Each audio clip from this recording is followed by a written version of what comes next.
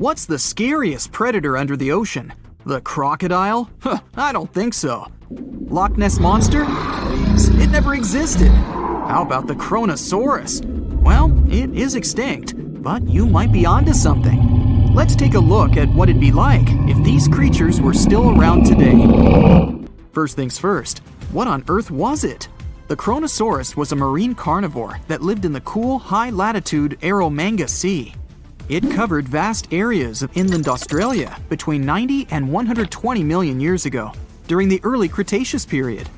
Near-complete fossils of the creature were also found near Colombia, which is a country that has a noted connection to prehistoric reptiles and turtles. This fact makes it extremely possible that the monster I'm about to describe existed worldwide. You might have heard saurus and thought, oh, it's a dinosaur. But these were actually reptiles. They were the largest member of the Plesiosauridae family, referred to as plesiosaurs. Fossil evidence suggests they weighed over 20,000 pounds and were roughly 30 feet in length. Just to put that in perspective, the longest crocodile ever measured was a saltwater crocodile by the name of Lolong from the Philippines. It was 20 feet in length and weighed just under 2,500 pounds. And that's still 10 feet shorter and incredibly lighter than the average Kronosaurus, making the crocodile seem like nothing more than a glorified goldfish in comparison. Despite its terrifying length, the most physically daunting feature of the Kronosaurus was its head. Its skull was about 8 feet long, which was actually proportionally large given the size of its body length. Anything that was unfortunate enough to end up inside the Kronosaurus's mouth may have been given false hope. After all, the teeth of the beast weren't actually that sharp. On second thought, I take that back. I wouldn't feel confident around a toothless snake, let alone being inside the mouth of this monster. But it's true that the Kronosaurus's teeth weren't sharp, especially when compared to other carnivorous reptiles, such as crocodiles and alligators. The teeth of this prehistoric sea creature were instead conical. This means that they were cone-like in shape. Unfortunately, this lack of sharpness didn't make them less dangerous. The teeth were enormous and could be up to 12 inches long from the crown tips to the bottom of the roots. This obviously meant that the Kronosaurus had an extremely powerful bite. It was estimated to be up to 30,000 newtons, which is almost twice as powerful as the bite of a large saltwater crocodile. Because of the bluntness of their teeth, they weren't suited for twisting their prey once in their grasp, but the size and shape of the teeth made them perfect for simple open and shut biting. They would have had no problem crushing hard objects such as the toughest of shells any sea turtle could offer. Just like crocodiles, the Kronosaurus is believed to have had a short neck. This may have been an adaptation to allow the beast to successfully catch small, evasive animals. Their body, in general, was fusiform and streamlined. This means it was narrowed at both ends and had very little resistance to the flow of water. The Kronosaurus was also equipped with 4 paddle-like limbs. The hind limbs were larger than the front ones. They could span approximately 7 feet in diameter. All in all, this set the Kronosaurus up to effortlessly propel itself through the waters and be an ultimate predator. Predator X, if you will? That's the name that was given to the fossil of a creature discovered near Svalbard, a Norwegian island group, in 2009.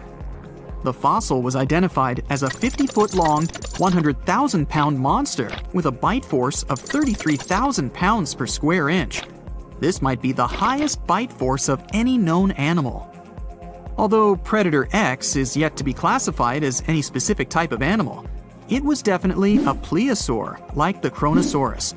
And even if it wasn't Predator X, the Kronosaurus was still most definitely a ferocious titan when it roamed Earth's oceans. The Kronosaurus actually got its name from the Greek mythological figure of Cronus, the father of Zeus. Cronus was viewed as a titan from a generation of super powerful beings. So what was it that the Kronosaurus, this terrifying monster, actually feasted on to satisfy its appetite? This creature was known to eat sea turtles, squid, and other larger marine reptiles of that time, such as elasmosaurids and ichthyosaurs. This suggests that if crocodiles existed in the realms of the Kronosaurus, they too might have turned into lunch for the beast. There's evidence from the fossil remains of the Kronosaurus that suggests that they also feasted on sharks, which I know is a disappointment to those of you who view that beast as the king of the ocean. Not when the Kronosaurus was around, my friend. In any case, grounding all kinds of food into small pieces to help digest them would have been difficult without small teeth. This explains the presence of rounded stones found in many of the remains of these sea creatures. Researchers believe these stones may have been swallowed to control buoyancy or to help process food. It's also entirely possible they were accidentally swallowed while feeding on other animals from the seafloor. As if the Kronosaurus even needed to be a meanie with its already existing power and size, there's also evidence to suggest that it indeed might have been. It turns out that after using all its impressive attributes to catch its dinner, the Kronosaurus first liked to play with its food, like a cat does with a mouse. I guess since the hunt was so easy for them, they needed to get their fun from somewhere else. Well, I think now you should have a good idea about these creatures. So let's ask ourselves what it would be like if they were still around today. And by the way, why aren't they? Well, the Kronosaurus was completely finished off by the same KT meteor that took out the dinosaurs 66 million years ago. But even before this catastrophic event, they were coming under increased pressure from an even bigger and more vicious family of carnivorous marine reptiles known as mosasaurs. You can't always be a top dog, I guess. Or rather, top marine reptile.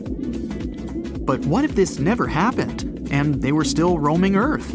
Well, this might be obvious, but can you imagine what kind of impact that would have on sea tourism? Based on the impact that famous movies about sharks and killer whales had, what do you think the presence of a Kronosaurus in the ocean would do to beaches? The very creature that would eat sharks and whales for breakfast. Beaches would certainly become a great place to go for a quiet walk, because nobody else would even be there. And what about such activities as boating, surfing, and scuba diving? You think anyone would dare try them, knowing that this 30-foot beast could be lurking beneath them? Let's give humans some credit and assume most of them wouldn't. This would cripple the global sea tourism industry, which is responsible for earning roughly $143 billion every year. Just to make sure this shocking point hits home, the most expensive yacht to ever roam the ocean was called the History Supreme. Its master bedroom was believed to have a statue made of T-Rex's bone and a wall made of meteorite rocks, as well as a 24-karat gold panoramic wall aquarium. Anyway, this yacht was worth nearly $5 billion, meaning you could buy 38 of them with the money lost in potential damages to sea tourism caused by the Kronosaurus. I'm sure that the yacht's owner was happy the beast never made an appearance in their luxurious aquarium. So luxurious, in fact, that some people believe the History Supreme, reportedly owned by some business genius from Malaysia, never even existed. Rumor has it that it was simply an elaborate hoax fabricated by the supposed designer. Anyway, I don't think the trouble would just stop there. People could actually be in serious danger, regardless of being near the ocean or not. No, I'm not about to tell you that this thing would grow legs, adapt to living on land, and start picking us off one by one. At least, I hope not. I'm just going to point out the damage that the Kronosaurus would inflict through its devastating impact on sea trade. In America, ocean transit accounts for 76% of national trade. On top of this, more than 100 vital pharmaceutical products originate in the sea. I'll also state the obvious and point out that the ocean is a huge food source for us humans. The presence of the Kronosaurus could have a great impact on our relationship with the ocean, something we usually take for granted. Think you know what lurks in the depths of the ocean? While nearly 95% of our oceans haven't been explored yet, it's hard not to let your imagination run wild. But thanks to brave explorers, deep-sea cameras, and awesome archaeologists, we do know about some pretty incredible sea creatures living in our waters today, and millions of years ago. From the 9-foot spider crab to the 60-foot prehistoric Megalodon, these sea dwellers come in all shapes and sizes. But let's focus on sea creatures famous for their huge size. Can you guess which living species of whale is the largest? Well, it's not the orca, but that's a good guess. The orca is a toothed whale that can grow to anywhere from 23 feet to 32 feet, which is slightly smaller than a school bus. How about the narwhal? Nope, they're not the biggest either. These unicorns of the sea live mainly in Arctic waters and only grow 13 feet to 20 feet in length, and that's including their 9-foot tusk. Tired of guessing? Okay, I give in. The largest whale that still exists today is the blue whale. At a jaw-dropping 82 feet to 105 feet, the blue whale is not only the biggest whale we know of, but is currently the largest animal to have ever lived on Earth. Seriously. These animals are bigger than a T-Rex, and even the prehistoric Megalodon. If you were to put a blue whale next to a school bus, it would look like it could swallow it. Think about that. According to National Geographic, a blue whale's tongue can weigh the same as an elephant. And their hearts can weigh as much as a car. That doesn't even sound possible. It's no wonder these giants need to eat about 4 tons of krill every day. While there aren't too many animals living today that can compete with the blue whale's epic proportions, there is an entirely different species that is a good contender, and it's not quite what you would expect. It's a jellyfish. No, I'm not talking about the little jellyfish that wash up on the shore and ruin a perfectly good day at the beach. I'm referring to the lion's mane jellyfish, the biggest jellyfish around. This invertebrate can grow up to 120 feet long. They also come in different gorgeous colors like red, purple, or even shades of orange. As if their length wasn't impressive, the lion's mane jellyfish boast a whopping 8 sets of 70 to 150 tentacles. That means they can have up to 1,200 in total. And here's the giant oceanic manta ray, the largest type of ray in the world. Their wingspan can be longer than a bus. These guys can reach 30 feet in length. They also have the biggest brain compared to body size among all fish. Unlike their stingray cousins, mantas don't have venomous tails. And while the lion's mane jellyfish and the blue whale are yet to be beaten for the longest sea creature, there is one marine creature that can grow even larger in length. The Portuguese Physalia physalis, tentacles and all, can reach a length of 165 feet long, and that's according to mentalfloss.com. While this thing may look a lot like a jellyfish, it's actually known as a siphonophore, and there are hundreds and sometimes thousands of them that are genetically identical. Their long tentacles help the organism catch prey, and its sting is fatal to most animals, even humans in some cases. What's even creepier is that if one of the tentacles comes off the organism for whatever reason, it can float around the water for days before decomposing. Even if it's detached, this tentacle can still sting you. But don't go running out of the ocean just yet. Your chances of being hurt by a Portuguese Physalia physalis sting are pretty slim. However, if you do get stung, the side effects aren't pretty, with welts, stomach cramps, an elevated heart rate, and an upset stomach. While you don't want to go anywhere near these long creatures, they sure are pretty to look at. Check out all those colors. The Shastasaurus is the biggest marine reptile that has ever existed. These predators lived during the late Triassic period, about 210 million years ago. These amazing giants could reach lengths of up to 69 feet and weighed more than 75 tons.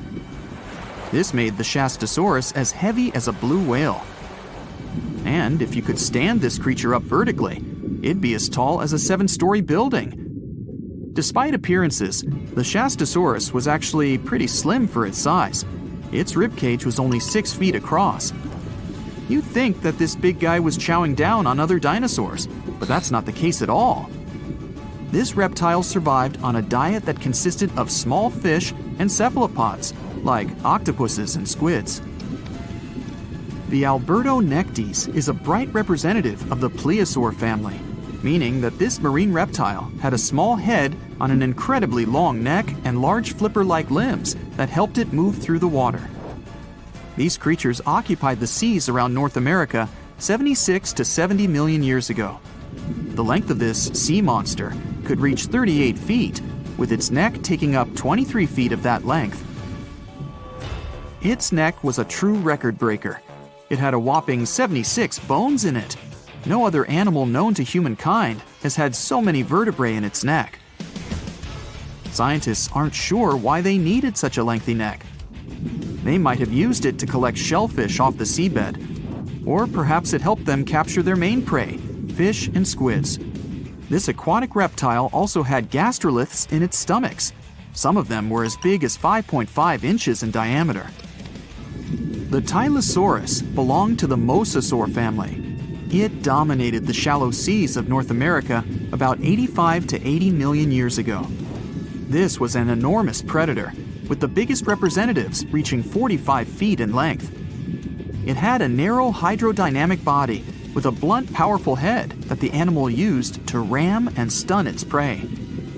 Its body was equipped with agile flippers and a long tail decorated with a maneuverable fin. The Tylosaurus was a carnivore, and its diet included not only fish, turtles, and small sharks, but also other mosasaurs, plesiosaurs, and flightless birds. Meet Ophthalmosaurus. This prehistoric reptile thrived during the late Jurassic period and lived in oceans all over the world. Ophthalmosaurus weighed somewhere around 6,000 pounds and grew to approximately 16 feet long, according to newdinosaurs.com. That's about the same length as the beluga whale that exists today. It's too bad these guys went extinct before we had a chance to see them ourselves, as their cartoonish wide eyes and dolphin-like features are pretty darn cute. Of course, the Ophthalmosaurus evolved over time to become ophthalmologists, or eye doctors that we know today. No, that's just a lie. Just testing you. The Mosasaurus is a truly gigantic predator that dominated the seas all over the world about 66 million years ago. According to fossil evidence, some specimens could be more than 50 feet in length. This fact makes the Mosasaurus the biggest marine carnivore of its time. One of the most terrifying things about this creature was its crocodile-like head, decorated with literally hundreds of razor-sharp teeth, neatly organized in 2 rows on both jaws. The thing is that it was pretty challenging for the Mosasaurus to grab its prey in the water. That's why it had all these teeth, plus something special: pterygoid teeth anchored to the bones on the roof of its mouth. This made hunting and holding onto its prey much easier. The Styxosaurus belonged to the plesiosaur family and lived during the late Cretaceous period, around 85 to 70 million years ago. Upon first glance at this dinosaur, you might mistake it for a sea snake, and it'd be an honest mistake. Styxosauruses were about 35 feet in length, but over 16 feet of that consisted just of their long snake-like neck. They had a comparatively small body and weighed approximately 4 tons. Their mouths were full of razor-sharp cone-shaped teeth that they used to catch fish. They didn't need to chew their prey, thanks to the 200 small stones called gastroliths in their bellies that probably aided in digestion. At the same time, some scientists believe that the Styxosaurus used these stones to sink to the ocean bottom in search of particular types of fish. Looks kinda like Nessie to me. How heavy is the largest living snake? How can a snake eat a whale? Get ready, I'm about to answer these questions. Before the last ice age, giant mammals like mammoths ruled the world. The modern animal kingdom we're familiar with was shaped around 55 million years ago. I mean, there were still 1,000-pound bear dogs living from Asia to America. But modern whales, for instance, began to appear later. I'm saying modern whales because, surprise, surprise, whales weren't always fully aquatic. The ancestors of the ocean's biggest animals once walked on dry land. They had 4 legs and lived on the coast.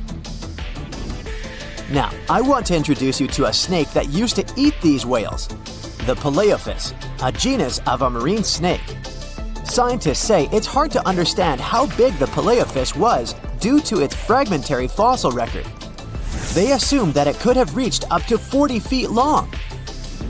Its fossils were found in different parts of the world, from England to Morocco and Virginia, USA. The Phalaeophis is extinct now. And sea snakes today are only about a quarter of the size this majestic creature used to be. So no need to worry about this underwater monster.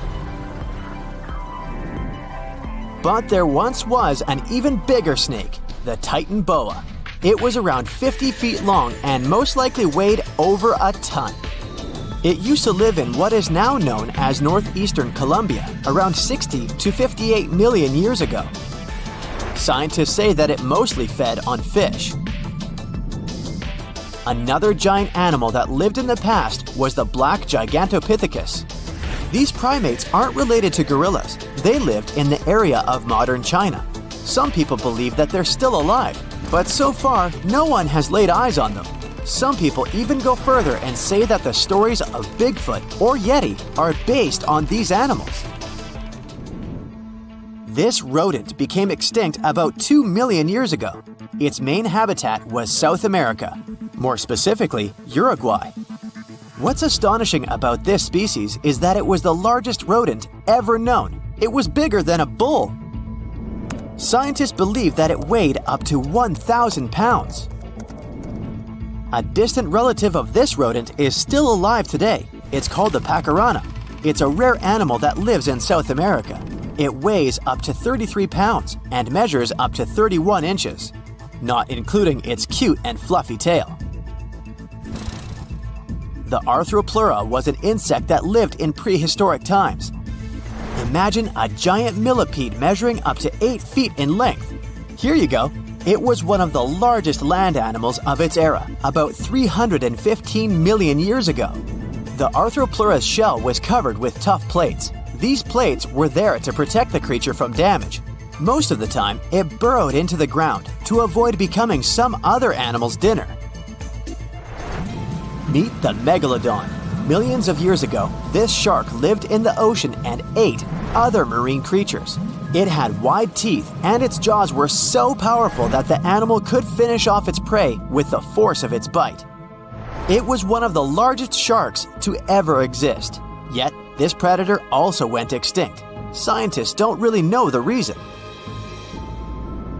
This made me wonder why animals were so big in the past.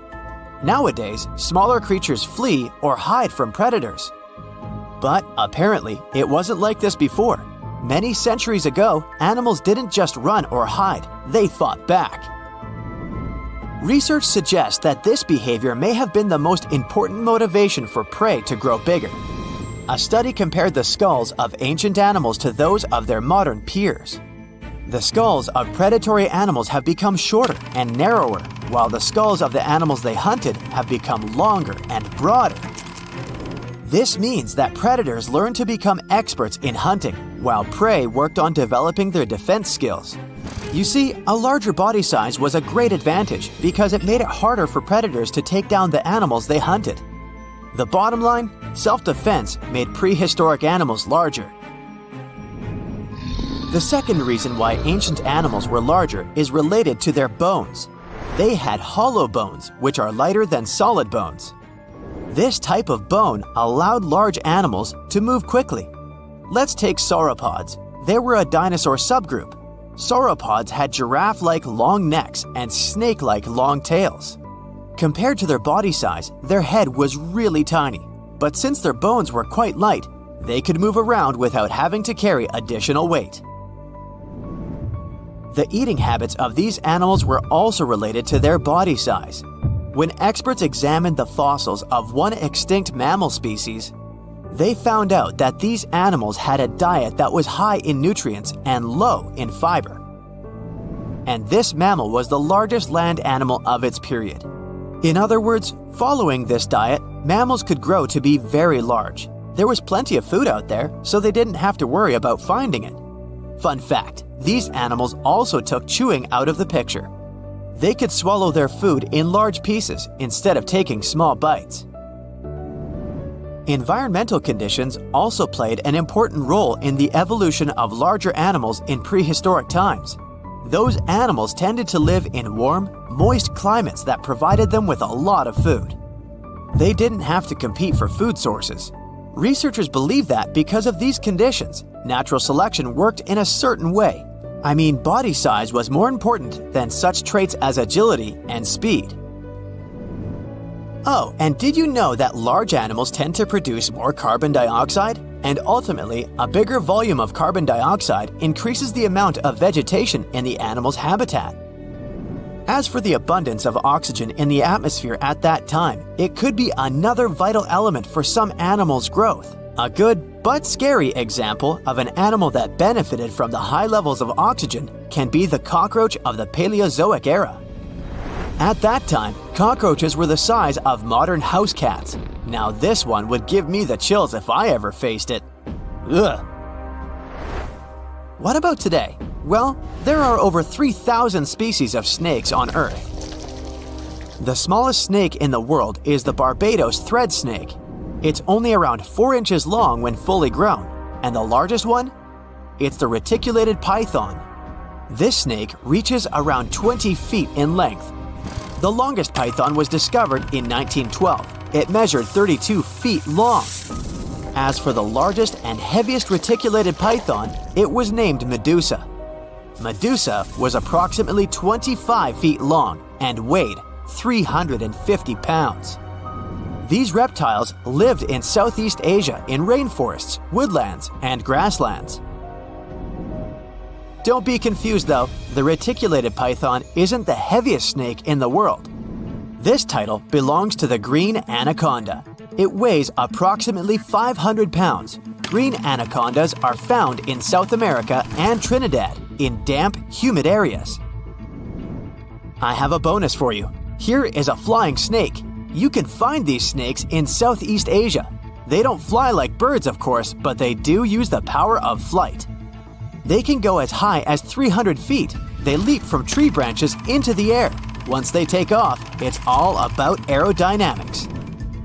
Their main technique is flaring their ribs and pulling in their abdomens. While airborne, they undulate from one side to another and slightly up and down. This motion helps snakes to turn and glide.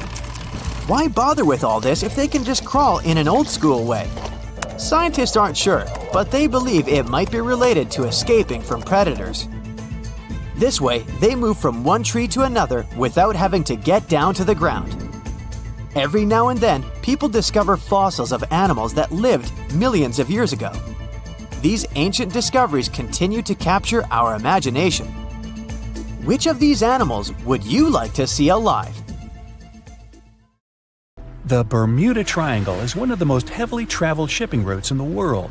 Some skeptics believe that this fact solves the Bermuda Triangle mystery. Statistically, the busier the area, the higher the frequency of accidents and disappearances. While this makes sense, it's not the frequency of disappearances that's responsible for the mystery of the Bermuda Triangle. It's the lack of explanation or wreckage found.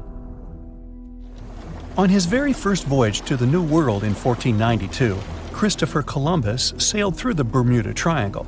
Columbus reported that one night, when he was on the deck of the ship, he noticed a giant light appear in the distance, unlike anything he'd ever seen before. Columbus looked at his compass for direction, and it gave off erratic readings. You might have noticed that the Bermuda Triangle doesn't appear on any world map. This is because official institutions refuse to acknowledge that the area actually exists. No one exactly knows how many ships and planes have disappeared in the Bermuda Triangle. The rough estimate is 50 ships and 20 planes. Most of the time, the disappearances had no explanation and no wreckage has ever been left behind. When the TBF Avenger planes went missing, a massive search operation was conducted. Boats and planes searched the Bermuda Triangle for any signs of the aircraft. One of the boats searching was a PBM-5 Mariner airboat. The airboat took flight at 7:27 p.m. and called in a routine radio message 3 minutes later. Then, it was never heard from again. No trace was ever found of the rescue airboat or the 5 Avenger aircraft. A huge investigation was launched into the disappearance of all these vehicles, but nothing was ever discovered. The Bermuda Triangle is home to some pretty intense and unexpected weather. Storms build up quickly and unexpectedly, then disappear soon after. If you blink, you might miss it. This could explain why few distress signals are issued. Pilots and sailors never saw the weather coming. A popular theory suggests that rogue waves are responsible for the many disappearances. Rogue waves are called extreme storm waves by scientists. They occur when different weather patterns take place at the same time and cause large unexpected waves that reach up to 100 feet tall. Witnesses say that the waves look like giant walls of water.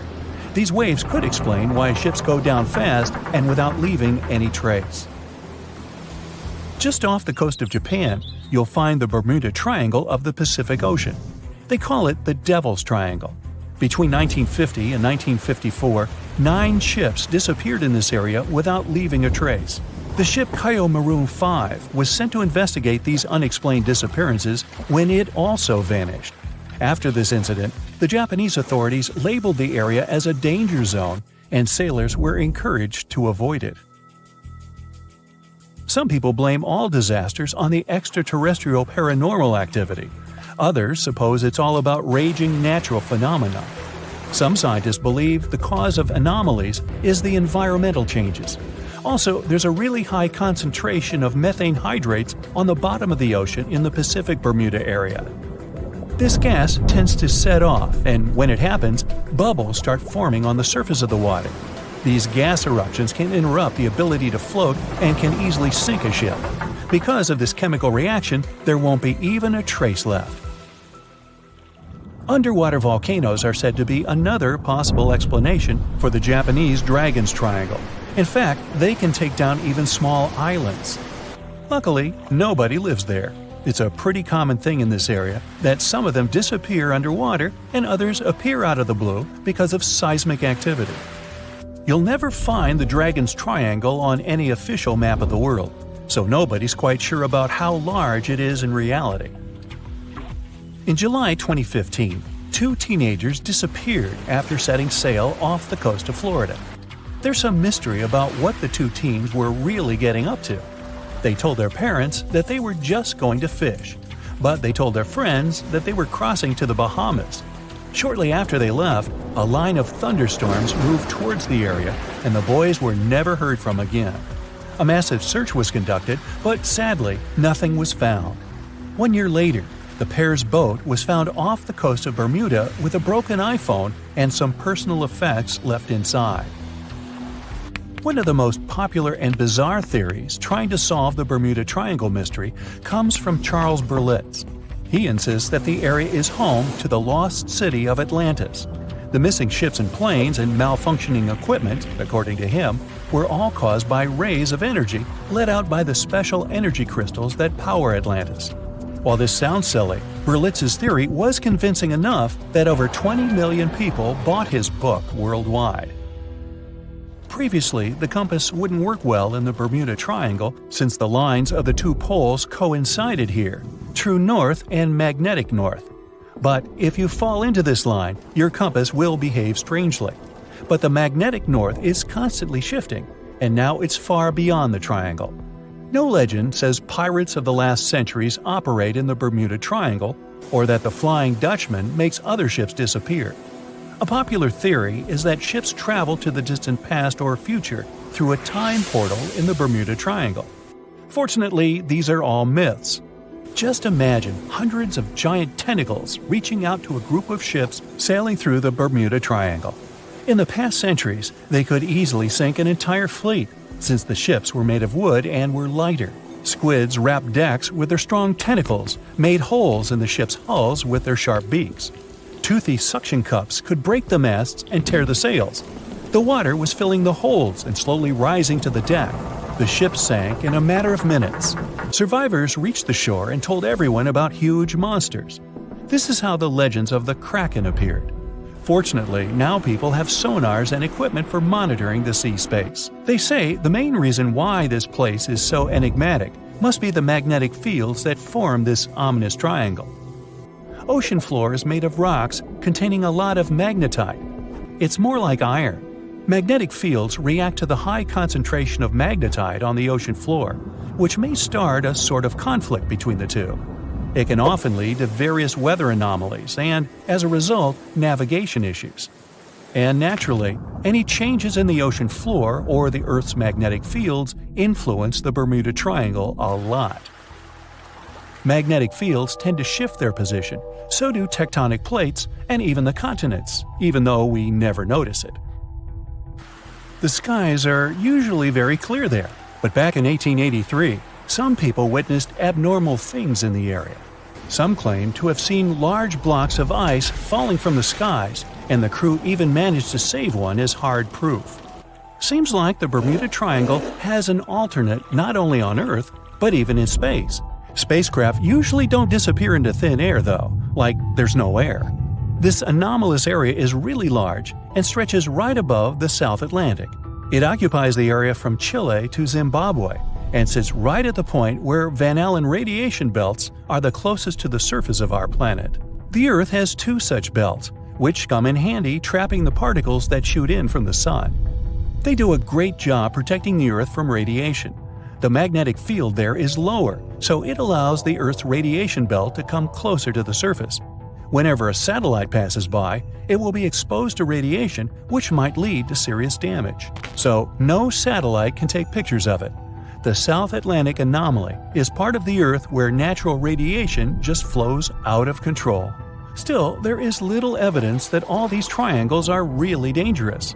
Many believe the Bermuda Triangle itself has been proven time and again to be nothing but a work of fiction.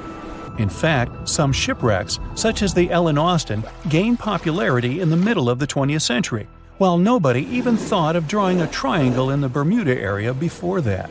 The mystery was popularized by science fiction writers and became a common myth, while no serious research proved it any more dangerous than other parts of the world's ocean.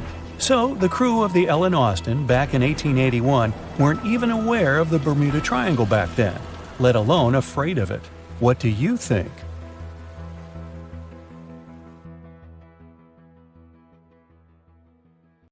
On his very first voyage to the New World in 1492, Christopher Columbus sailed through the Bermuda Triangle. Columbus reported that one night, when he was on the deck of the ship, he noticed a giant light appear in the distance, unlike anything he had ever seen before. Columbus looked at his compass for direction, and it gave off erratic readings. You might have noticed that the Bermuda Triangle doesn't appear on any world map. This is because official institutions refuse to acknowledge that the area actually exists. As you probably know, the Bermuda Triangle is situated near the Bahama Islands. There's a strange structure around the bottom of the islands. The bottom of the ocean here is inconsistent.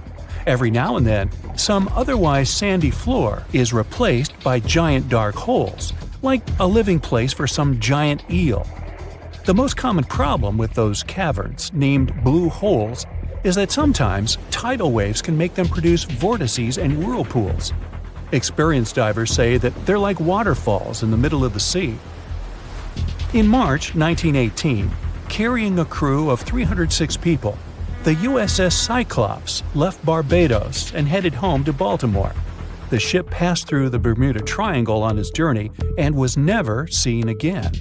The Cyclops never issued any distress signal and disappeared without any explanation, making it the largest ship to go missing in the Bermuda Triangle.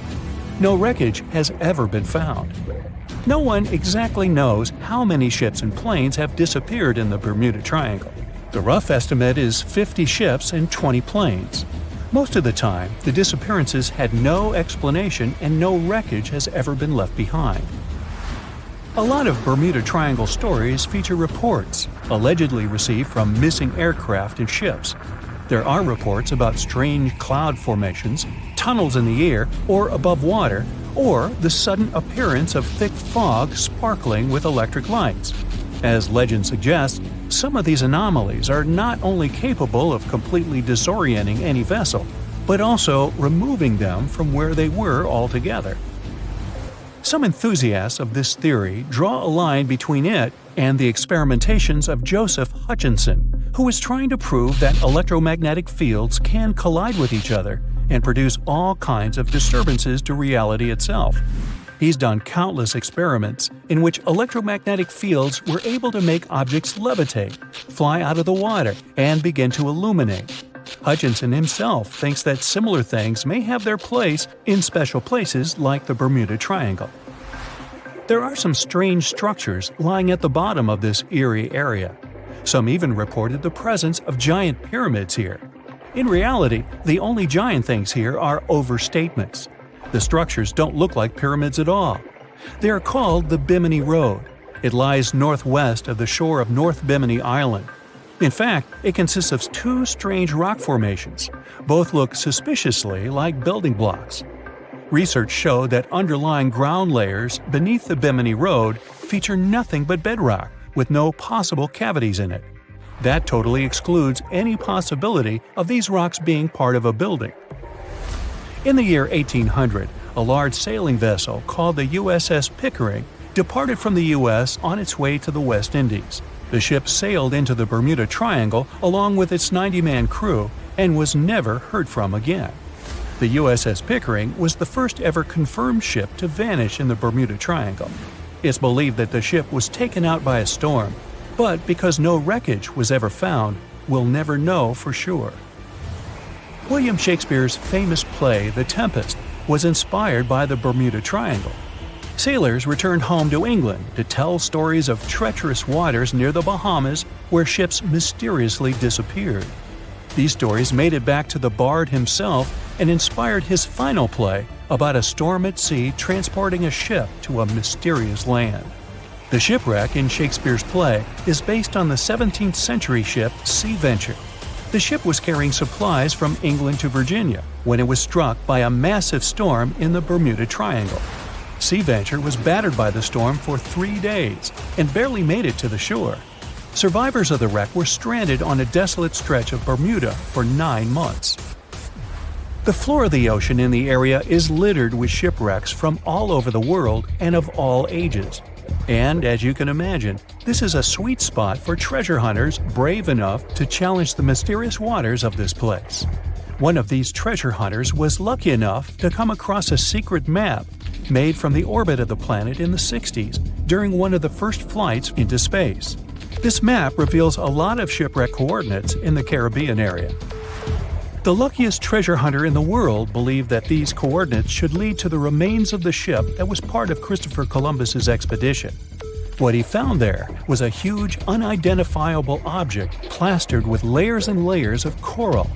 It had long protrusions sticking out of it in bunches of 5 in different directions. 2 more identical objects were found nearby. Just off the coast of Japan, you'll find the Bermuda Triangle of the Pacific Ocean. Between 1950 and 1954, 9 ships disappeared in this area without leaving a trace. The ship Kaiomaru 5 was sent to investigate these unexplained disappearances when it also vanished. After this incident, the Japanese authorities labeled the area a danger zone, and sailors are encouraged to avoid it.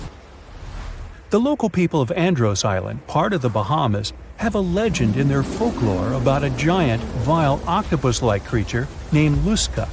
Nobody knows how big this creature could be, but they believe it is responsible for the disappearance of vessels in the area.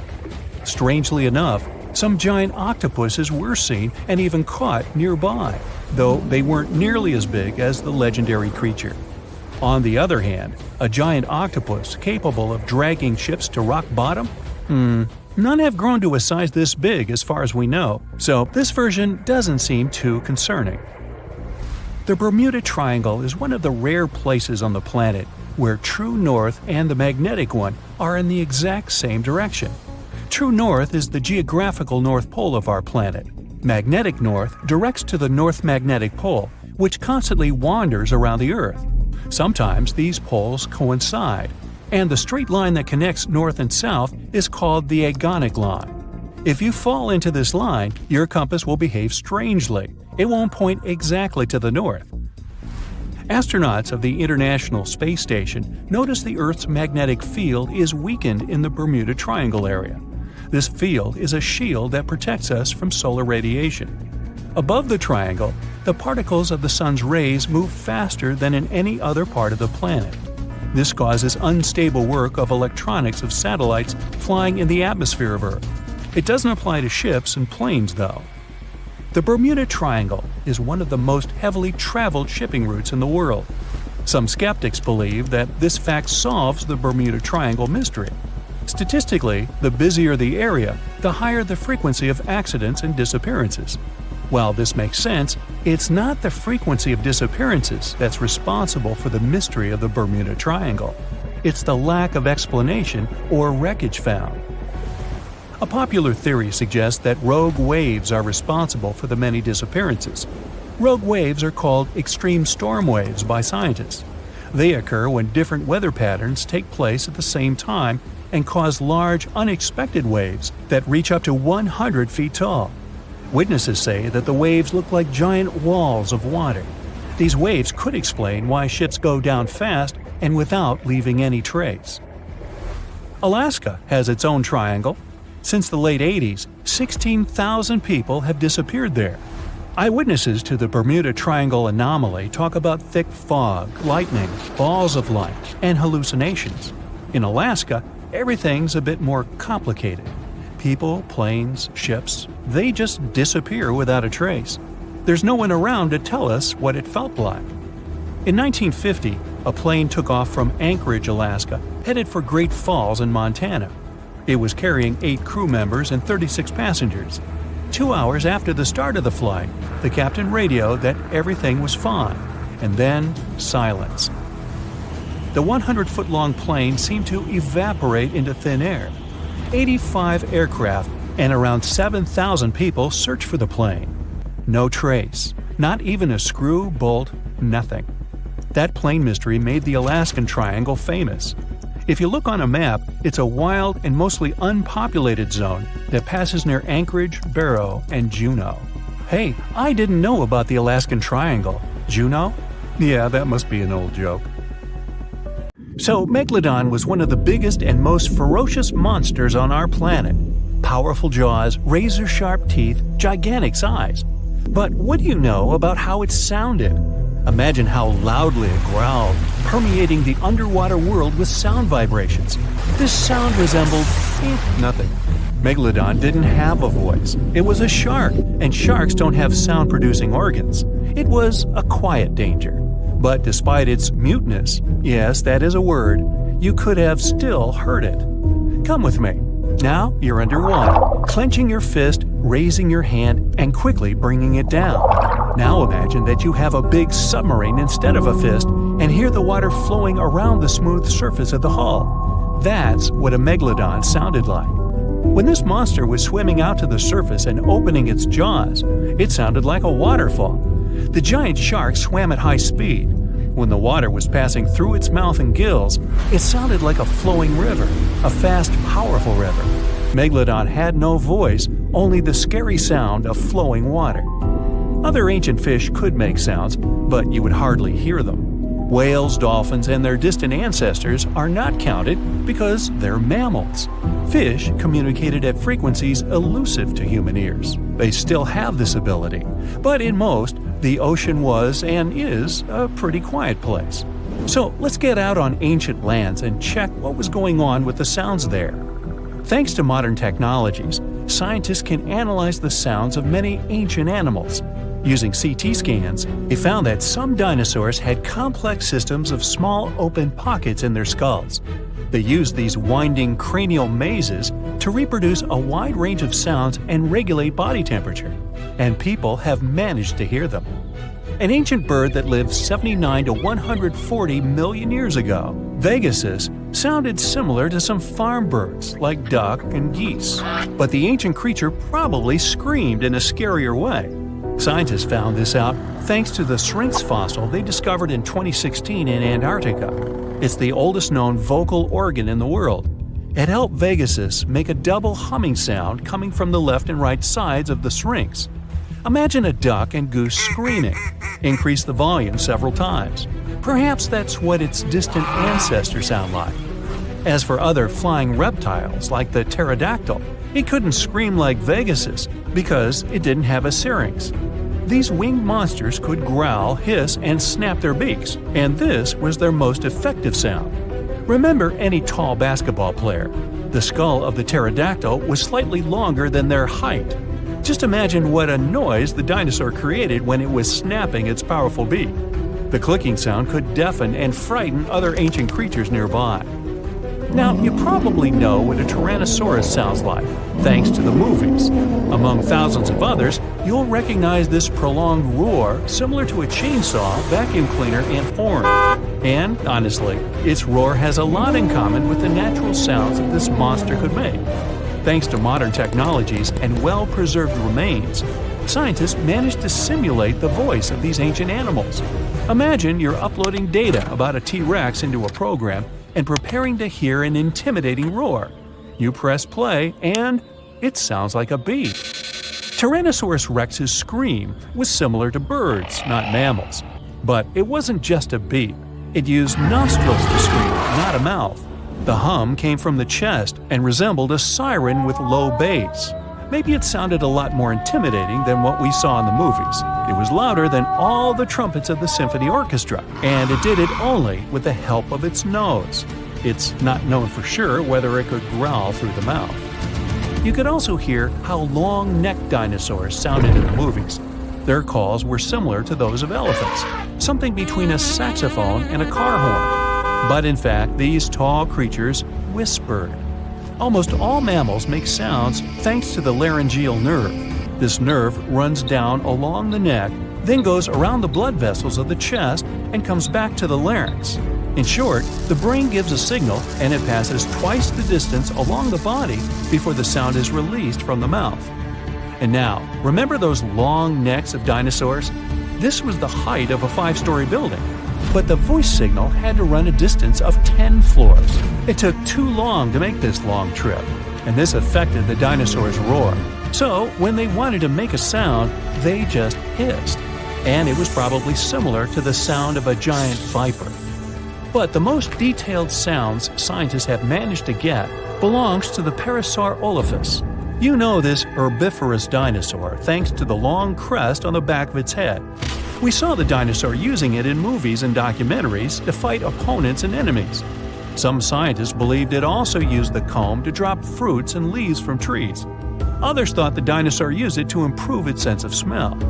But it turned out that in addition to self-defense and fighting, they used the comb to make loud and scary sounds in different keys.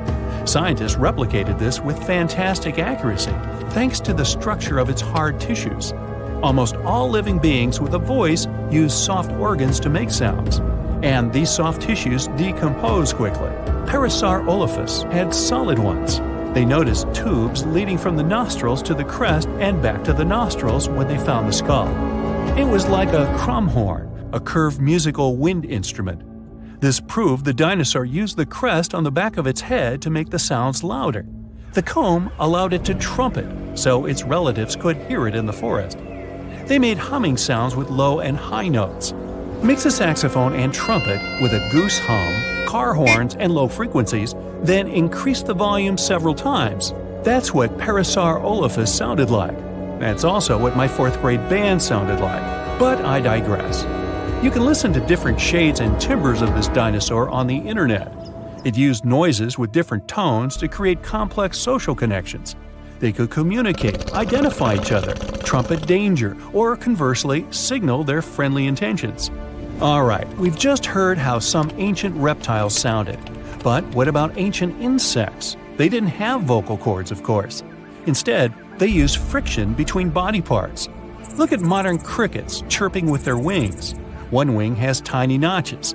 The second has the shape of a mediator. Take a simple plastic comb and run your fingertip over its teeth. Crickets make their sounds by the same principle. Their wings vibrate and release a series of sound waves into the air. But the clicking of an ancient bush cricket was very different from modern insects since they were much noisier. The sounds of these clicks were like a whistle. With the help of high-frequency waves, they could also communicate secretly as if they were doing it through a closed radio channel. If you heard this, you would hardly be able to fall asleep to it. Now, modern crickets are not so loud, as they began to add more high frequencies to their sounds. Higher pitch waves don't spread as far, reducing the risk that a bat will hear the insects. Just imagine how the jungle of that time sounded. The loud chirping of crickets hurts the ears. Then you hear a brachiosaurus hissing. The clicks of pterodactyls shake the sky like thunderclaps. Then you hear the trumpet sounds of different tones somewhere in the jungle. These are Parasaurolophus communicating with each other. And then you get scared by a loud Tyrannosaurus siren. What a racket! You'd probably not find peace in such conditions. Fortunately, humans appeared millions of years later. And, by the way, scientists have managed to find out and understand what our distant ancestors sounded like. They carefully examined the insert function of the mouth, nose, and throat on the Neanderthal skeleton. Their voices were similar to ours, but the phonetic range of an adult Neanderthal was the same as if they were 2 to 3 years old. It was like mumbling without consonant sounds. The study of the skull couldn't recreate precisely the sound of Neanderthals, but in 2007, scientists extracted DNA samples from their bones. They found a variation of the gene that responds to human speech. Scientists believe that Neanderthals fought with Homo sapiens, our family tree. As a result of this conflict, their kind became extinct. But the found gene points they could have had other connections with each other. Perhaps Neanderthals could understand their language and even pronounce some words. Most of the ocean is still shrouded in mystery, whether we're talking about dark corners or creatures that are hiding in the depths. But sometimes it gives us a peek into scary things it hides in its cold, dark depths. Like when you hear on the news that there are some deep sea creatures washed ashore after a powerful storm once again. Some just look weird, while others are real monsters that live at depths of more than 3,300 feet. The coldest and deepest parts of the ocean have created one specific phenomenon called gigantism. So, sea spiders, squids, worms, and many other animals, mostly invertebrates, or creatures without backbones, they are all way bigger and scarier than the versions we see in the more shallow areas. In the Pacific depths, you can see a sea sponge as large as a minivan. Or what about the colossal squid that lives in subantarctic waters and is nearly 14 times longer than the arrow squid, a type that mostly lives in New Zealand? Researchers found many of these underwater monsters in the abyssal zone of the ocean. Back in 2021, the researchers showed images of the giant phantom jelly. It was at a depth of 3,200 feet. Its tentacles were 33 feet long. Wow, I wouldn't like to face that one on the beach. It probably eats only small fish and plankton, but it can swim to depths of more than 21,900 feet. And down there, this giant jelly doesn't have enough food. How does it survive then? Scientists haven't figured it out yet. And there are even more questions related to the giant squid, the biggest one ever found. This monster is 43 feet long, with a weight of nearly a ton. Imagine if those tentacles would grab your car, or something like that. They would smash it like it was a toy. There's no light in the abyssal zone. Sun rays just can't penetrate that deep. So there's no algae or underwater plants there. Local animals mostly eat snow. Marine snow is not like the regular one you build a snowman with. It consists of any small flakes or remains that fall from the surface of the ocean. Maybe even some leftovers that animals up there couldn't eat. So it's not much. But apparently, it's enough for very large creatures that hide deep down there, like giant squids. Squids that generally live at such depths don't bother going after their prey. They just wait until the poor animal swims right up to their long tentacles and falls into a trap. It may not be the best method ever, because not many animals will even swim into these dark, cold parts. But it's the method that saves energy. A giant squid eats only 1 ounce of fish daily, which is approximately 45 calories. That's nearly 50 times fewer calories than an average person should eat per day. So when a squid gets 1 fish, it saves it for a couple of days. I hope giant squids won't get the idea to go to the surface and look for food when there's not enough of it in the abyssal zone. And I hope even more that giant Greenland sharks won't get that same idea. You can find them at depths of up to 7,200 feet. They're twice as slow as we usually walk. They swim at a speed of 1.12 feet per second. Their slowness is part of the energy-saving mechanism that creatures down there need to survive. But they can speed up in the form of short bursts when they need to catch prey.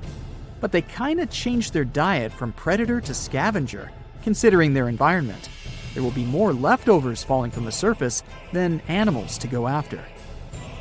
Greenland sharks grow just 0.4 inches per year, and they're mostly 20 feet long, which means they live for a very long time, sometimes up to 400 years.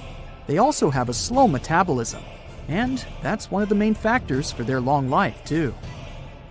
Greenland sharks like to spend their time in cold waters. They're adapted to that, since their tissues have specific chemical compounds that prevent the forming of ice crystals all over their body. That means they have some sort of natural antifreeze. So, what makes them so big? Scientists are still not sure, but some theories try to explain it. There's this thing called Kleiber's rule that says bigger animals tend to be more efficient. Just take a small fish and compare it to a whale with a mass hundreds of times bigger. The whale has a greater metabolism. It conserves energy more efficiently and loses less of it to the surroundings through heat. Moving on, bigger animals can ingest bigger prey. They're more likely to go through tough issues in their environment or defend themselves from predators going after them. Also, the body gets bigger when temperatures are lower. The Greenland shark is a perfect example. So are giant sea spiders. Sea spiders are generally common, and you find some very small ones at 0.04 inches. But in deeper parts of the Antarctic, they become 3-foot-long giants. They grow so big because the cold water has more oxygen. That way, more of it diffuses into the animal's body, and that allows it to grow bigger. Yeah, both as a creature and a nightmare. And how about this giant tube worm? Researchers found it accidentally while they were exploring the mysteries of the Pacific Ocean floor. They stumbled upon unusual hydrothermal vents. Volcanic heat is a thing that gets them going. As water seeps down through faults or cracks in the rock, these vents change their direction. When the water gets out of the vent, it's rich in different minerals and chemicals. Most animals wouldn't survive being around this toxic soup of chemicals, but not these tube worms. They came as a true surprise, because not only are they not bothered by these toxic vents and the almost boiling temperature of the water, but they developed entire ecosystems there. They're unique because they don't need sunlight to survive. Instead, small bacteria are their main source of energy. That bacteria gets their energy directly from these toxic chemicals. So it's not photosynthesis, but a process called chemosynthesis. And these tube worms don't have mouths. These bacteria live inside them. Strange story, huh? Plus, these scary worms reach up to 8 feet. Giant isopods are no better either. They lurk at the depths of the ocean of 1,640 feet or more below, far away from the sunlight, looking like some monstrous wood lice. They spend most of their time on the seabed, hoping to find some food falling from higher levels of the ocean. Check out their small hooked claws at the ends of their legs. Isopods use them to remain more stable while moving around the ocean floor. Since there's no light, they have long antennae that help them feel their way around. These sensory antennas are about half the length of their body. Giant isopods have pretty big eyes compared to their body size, too. They can grow over 12 inches from head to tail. And these fellas are really patient. Remember how we said animals down there rarely get food? Sometimes they need to wait for years to get a proper meal. That's why their metabolism is amazingly slow. 5 years later. They can go for 5 years without eating anything. Imagine that. I get hungry just talking about this. In 2006, a biologist did research to compare the differences between the shallows and the deep sea regions. He realized the deep sea mirrors the island rule. First, isolated parts of land develop biodiversity you won't find anywhere else. Second, small-bodied life there grows much bigger when it's isolated, compared to life on large land masses. Resources are limited, but also competition and predators. And we don't know much about these deep-sea creatures. It's too expensive and too complicated to carry out such research. So we'll just wait for more raging storms to show us at least part of the monstrous world cold ocean depths hide. Now, one of the most common animal myths is that mice love cheese. It popped out a long time ago, probably as early as when people started storing food. Since mice are regular visitors to human homes, they were constantly looking for food they could eat. People used to store grains in glass jars. They also kept their meat hanging up high. But they'd lay the cheese on the shelf, which was an easy target for all the unwelcome pantry visitors like mice. So they ate it because they couldn't reach anything better. But a mouse will definitely more likely go after chocolate or some other sweet thing than the cheese. Who can blame them?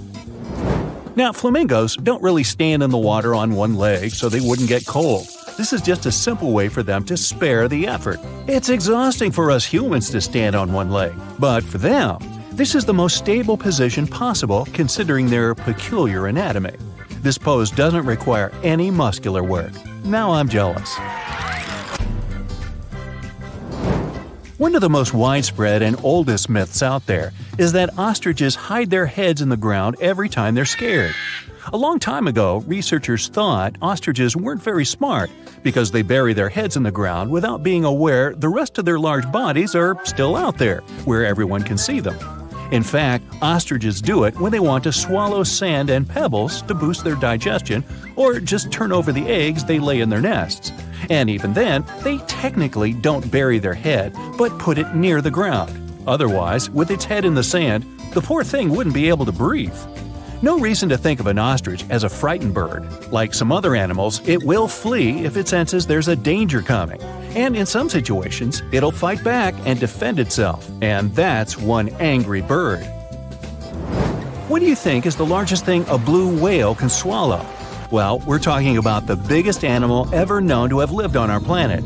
It can grow up to 100 feet long with a weight of 200 tons. Its heart is as big as a car, and its tongue can weigh as much as an average elephant. It's easy to imagine a blue whale swallowing cars, people, and even small ships, perhaps. But it's all wrong. The largest thing it can actually swallow is a grapefruit. Its throat can take the size of a small salad plate. Whales feed on small fish, plankton, and marine crustaceans, so they don't need a bigger throat. But we wouldn't be able to survive the juices inside a blue whale's stomach anyway. It would finish us within 15 seconds, similar to how long we'd last in space without a spacesuit. So don't try this.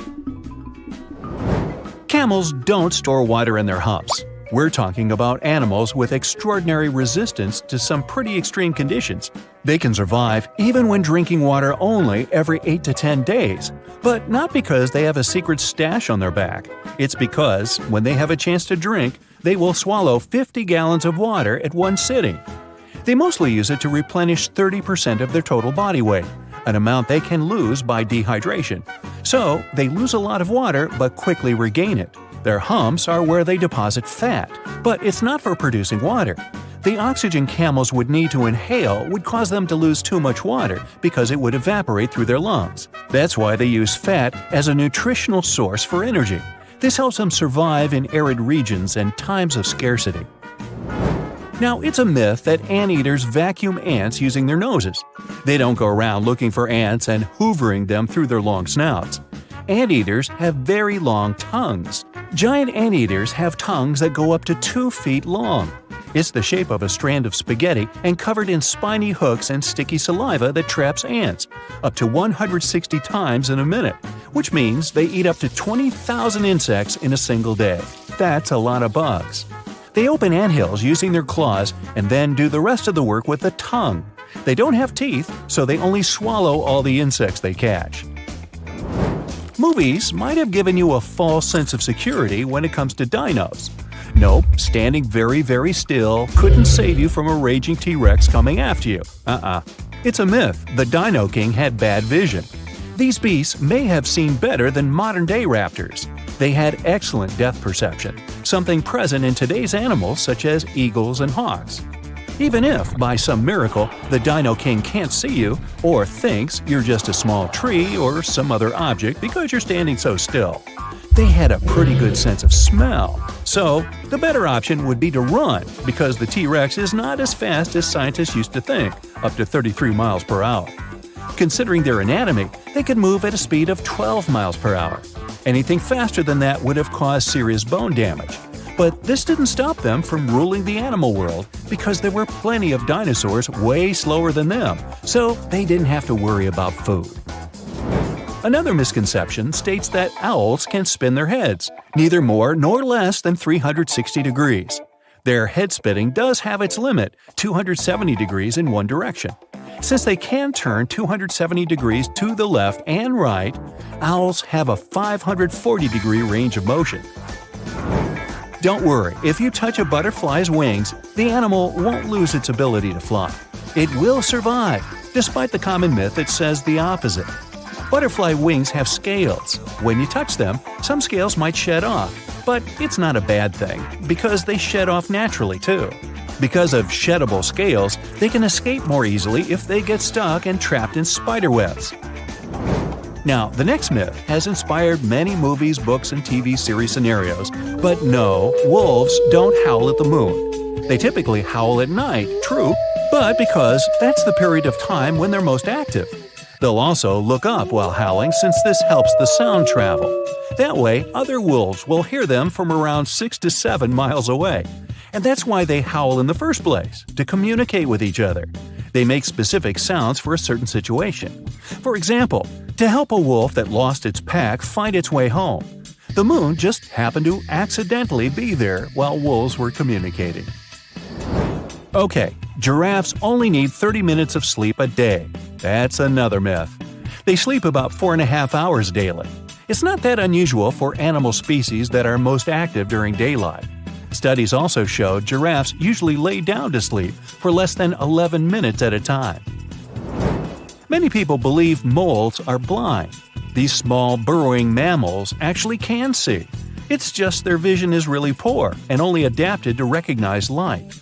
They're also colorblind. When they're searching for food and navigating the dark underground, these creatures mostly rely on their touch and sense of smell. Now, their sense of touch is sharp, which is why moles can feel nearby vibrations of activity. This helps them avoid danger or find their next meal more easily, like millipedes, worms, centipedes, and other invertebrates. Yum! They're really fast at digging and can dig a couple of inches per minute. In the winter, animals hibernate, not because it's too cold for them to be outside, but because there isn't enough food during that period. When an animal is in hibernation, its heart rate, body temperature, breathing, and other metabolic activities slow down significantly. That's how they conserve energy. Chipmunks, bats, turtles, snakes, they all hibernate during the winter, which saves them energy for other seasons when they get more active and are capable of getting more food. I'd say bears too, but they're not the true hibernators. If you try waking one up during the winter when you believe the animal is sleeping, you might end up having a bad time. Now, they do slow down, which means they sleep for extended periods of time. They're still not asleep for the entire winter season, and you can easily wake them during their sleep, so let's not. Now, don't believe myths. Earwigs won't lay eggs in your ears. Yup, despite their name, they're not that interested in your ears. Well, at least there's no evidence they'd want to go there. They prefer to spend their time in dark, moist places, such as under tree bark or in soil. So, your ears are off the hook. Today, I'm going to tell you about creatures that had unique features which allowed them to grow to incredible sizes. They were some of the most impressive animals to have ever existed on our planet. The Argentinosaurus is a genus of sauropod dinosaurs that lived approximately 97 million years ago in what is now South America. Scientists think it was one of the largest land animals ever, with a length of up to 100 feet and a weight of up to 100 tons. A farmer stumbled upon a giant leg bone while tending his cattle. That's how he discovered the first fossils of the Argentinosaurus in Argentina in 1987. Further excavations uncovered more bones, revealing a massive dinosaur that would have dwarfed most other animals of its time.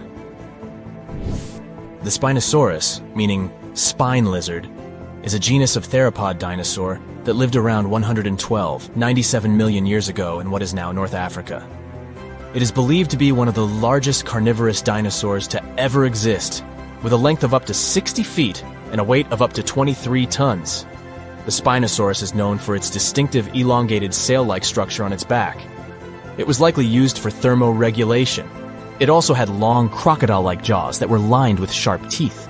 This allowed the creature to catch and eat large prey, such as fish, crocodiles, and other dinosaurs.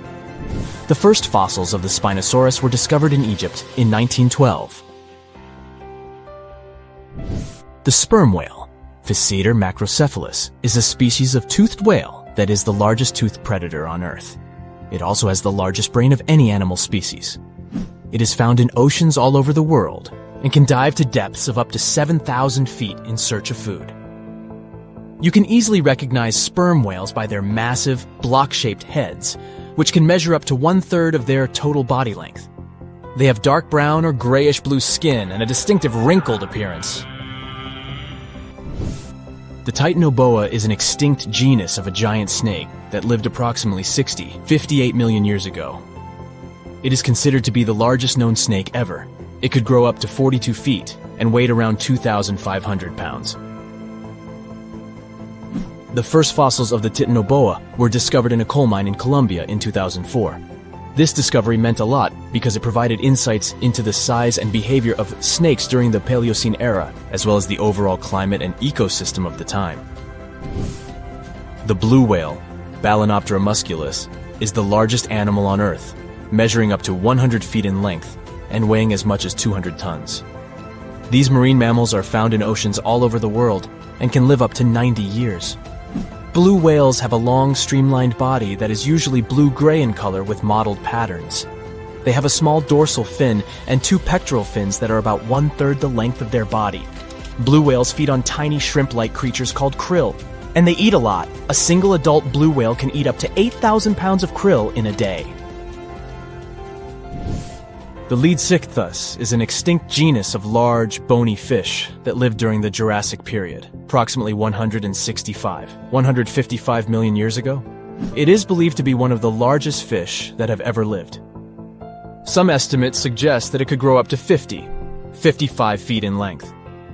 The first fossils of Leadsichthus were discovered in England in the 19th century, and more recent discoveries have been made in other parts of Europe, South America, and Africa. Despite its enormous size, the Leadsichthus was a filter feeder, similar to modern-day whale sharks, and likely fed on plankton and other small organisms. The creature did it by simply swimming with its enormous mouth open, filtering water through its gills. The pterodostro is an extinct species of flamingo-like birds that lived approximately 35 million years ago.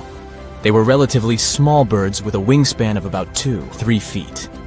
And they were known for their distinctive long, narrow beaks equipped with comb-like structures used for filter feeding. The pterodostro lived in shallow bodies of water, like lakes and lagoons, and mostly fed on small crustaceans and other tiny organisms. The animal filtered them from the water using the comb-like structures on the inside of its beak while swimming through the water. The African elephant is the largest land animal on Earth and one of the most recognizable ones. There are 2 species of the African elephant, the savanna elephant, Loxodonta africana, and the forest elephant, Loxodonta cyclotis.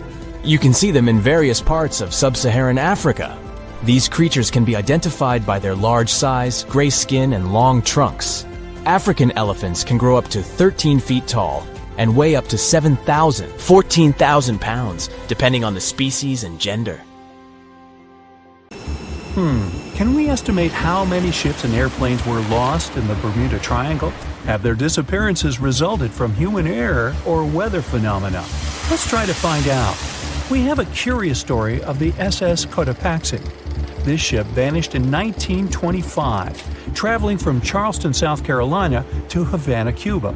It never reached its destination. Years later, in the 1980s, a wreck was found 40 miles off St. Augustine, Florida. Since specialists could not precisely determine what and where it came from, they nicknamed it Bear Wreck.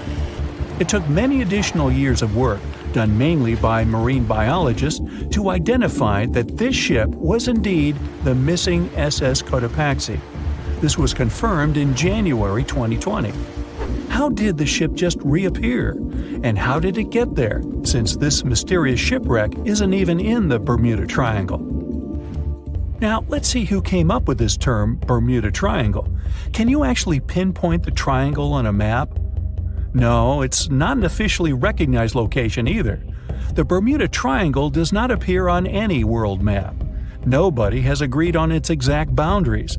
There are only assumptions with approximations of the entire area, ranging between 500,000 and 1.5 million square miles. By all approximations, the region has a vaguely triangular shape.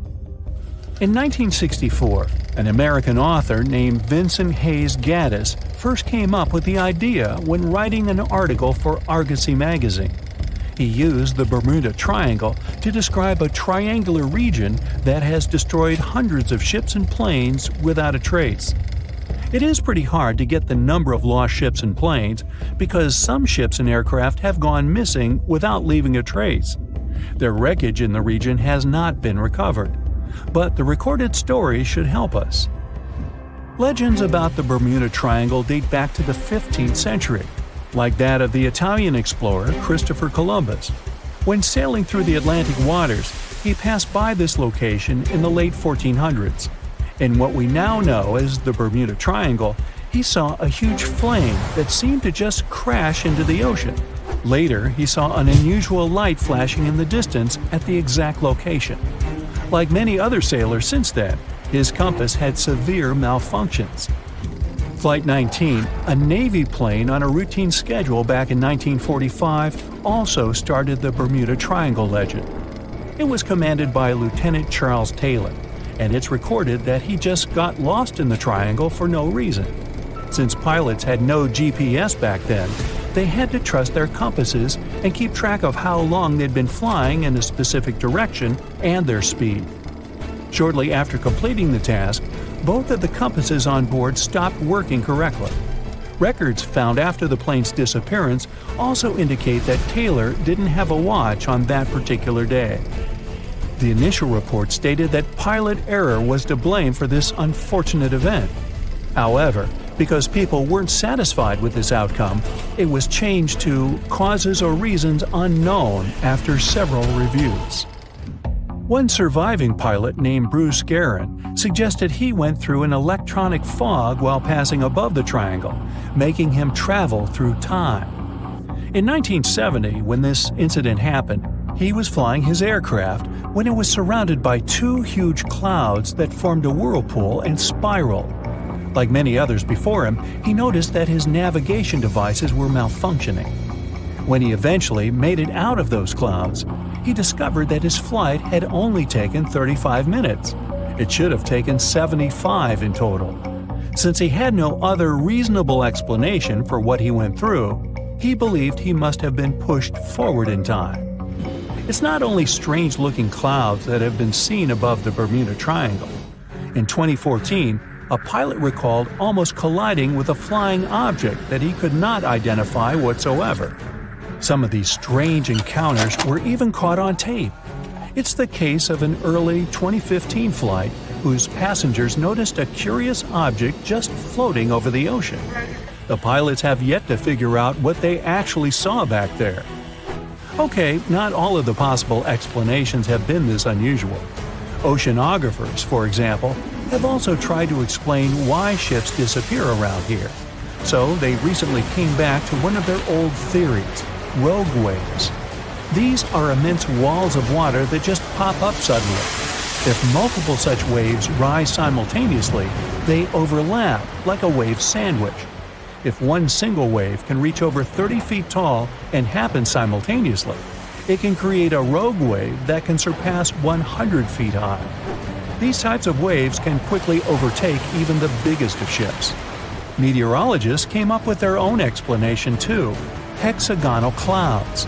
These unusual types of clouds can generate winds of up to 170 miles per hour, and they're pretty significant too, some reaching 20 to 55 miles across. As such, waves inside these wind giants can go as high as 45 feet. The Earth's own magnetic force might also have something to do with it.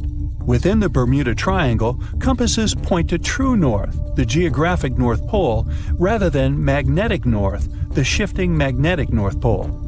Some have even explained that since these two perfectly overlap in the Bermuda Triangle, it can cause a magnetic phenomenon that could make navigational devices malfunction. It's called the agonic line. The problem is that scientists have discovered that this line moves each year. It might have passed through the Bermuda Triangle at one point, but it's now through the Gulf of Mexico. Other strange natural phenomenon found along the coast of Norway could help explain why the Bermuda Triangle has claimed so many ships. There are some deep craters there, measuring up to half a mile wide and are 150 feet deep. Scientists believe they were created by methane gas bubbles. This gas seems to be leaking from deposits hidden deep in the seabed. Once the gas reaches a certain quantity, it bursts to the surface and causes eruptions. So, do pilots and ship captains actually avoid this area today? Could this explain why there are fewer ships that get lost there nowadays? But if you've ever flown from Miami to San Juan, Puerto Rico, you probably know that's not true. As for ships, if people would avoid the Bermuda Triangle, nearly all Caribbean vacations would be spoiled. To this day, there are a lot of flights that go over the Bermuda Triangle, so it's clear nobody is avoiding it.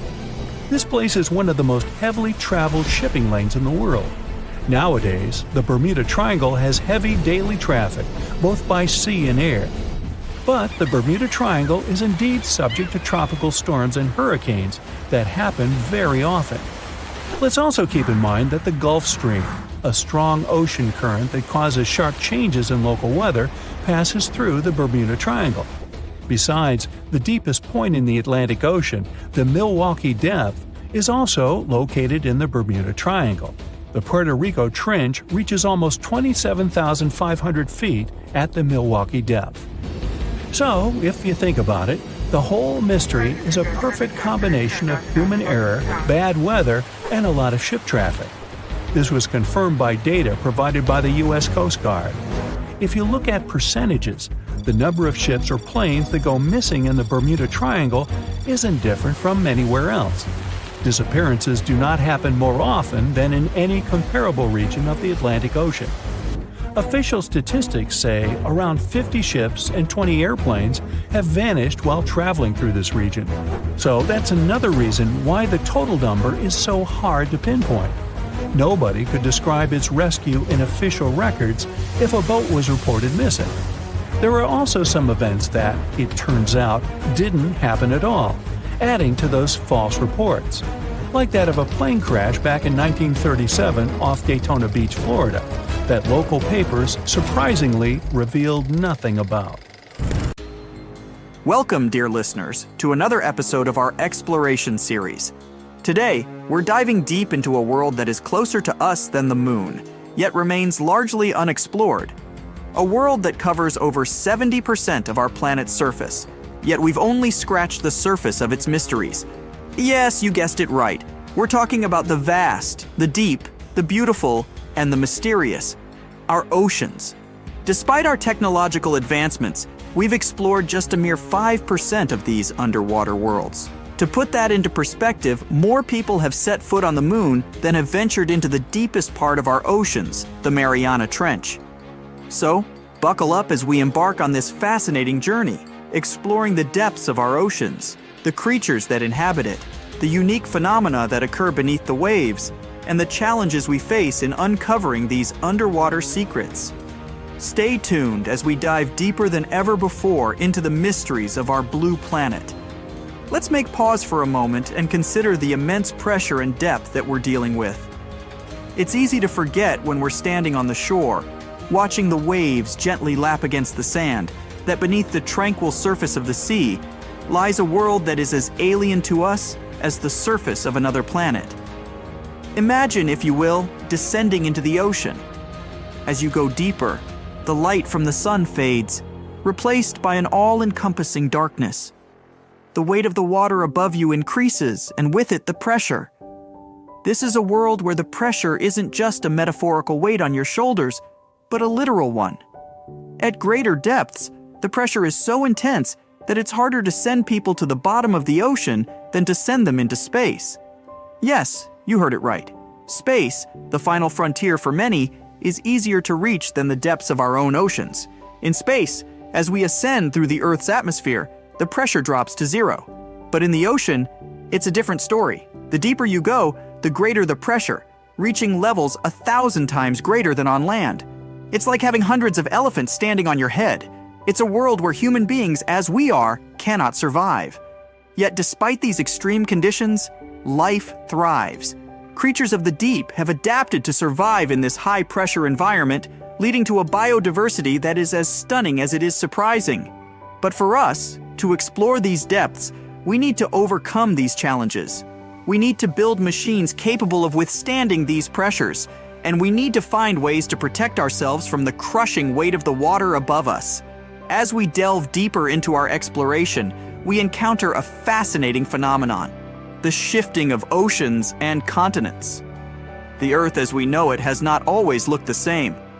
Over millions of years, the continents have drifted apart and come together in a slow dance orchestrated by the movements of the Earth's crust.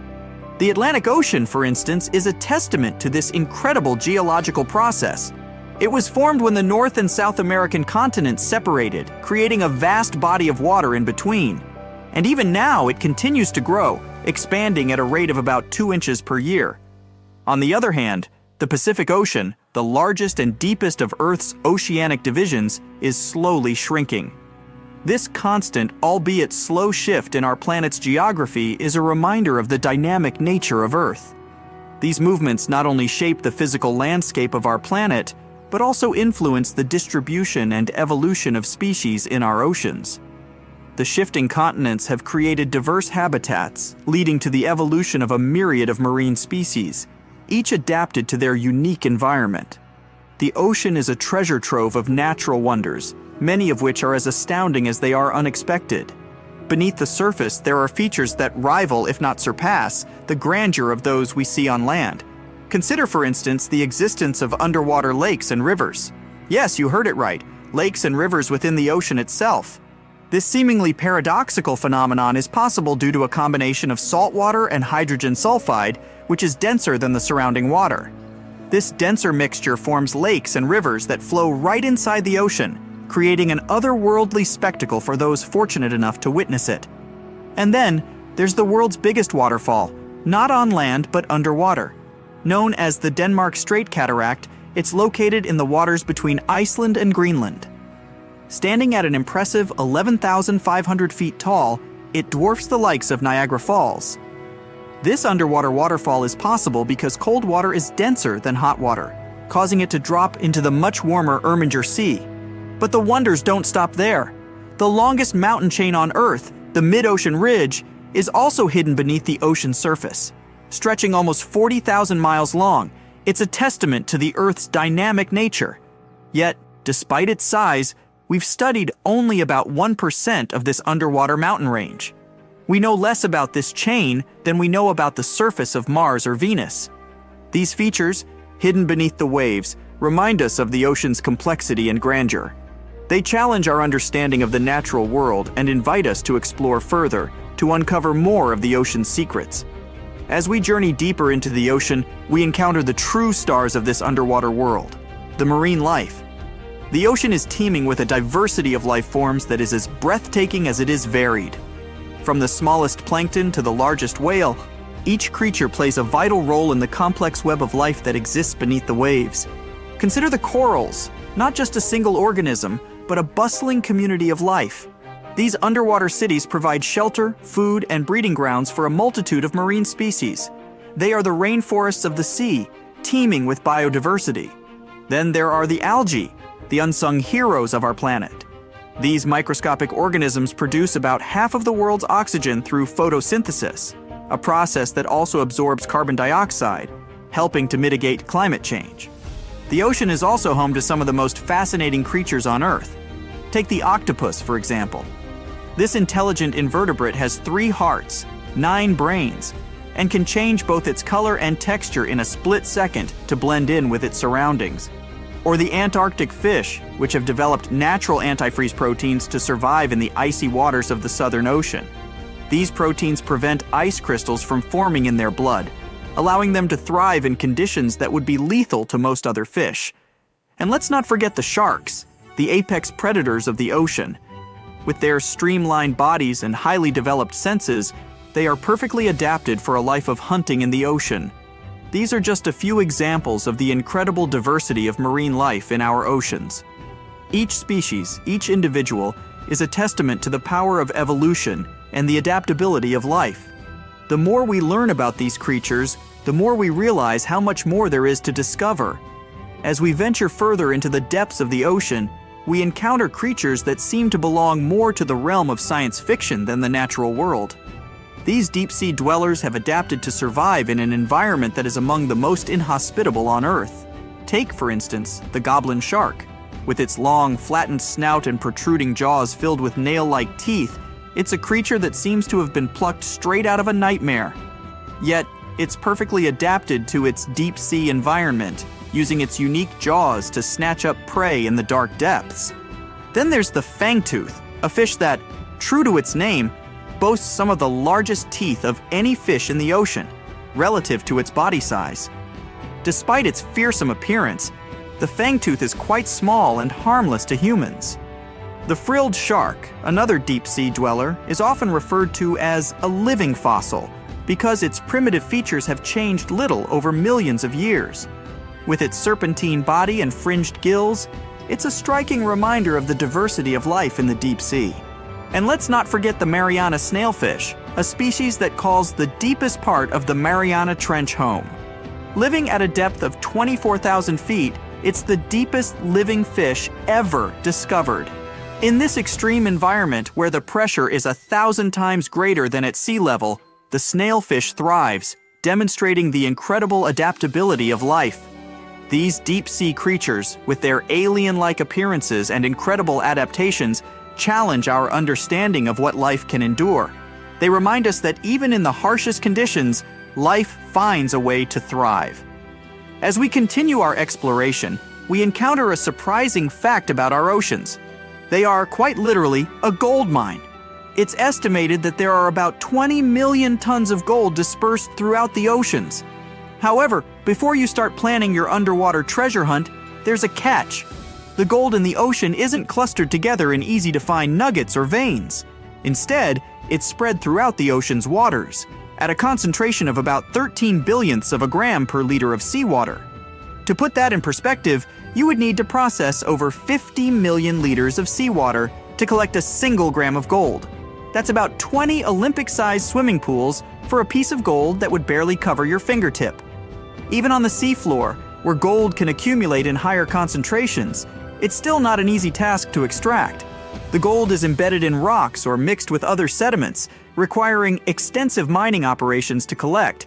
And that's not even considering the technical challenges and environmental impacts of deep-sea mining. So while our oceans are rich in gold, it's not a resource that we'll be able to tap into anytime soon. But it's a fascinating reminder of the wealth of resources that our oceans hold, many of which are yet to be discovered.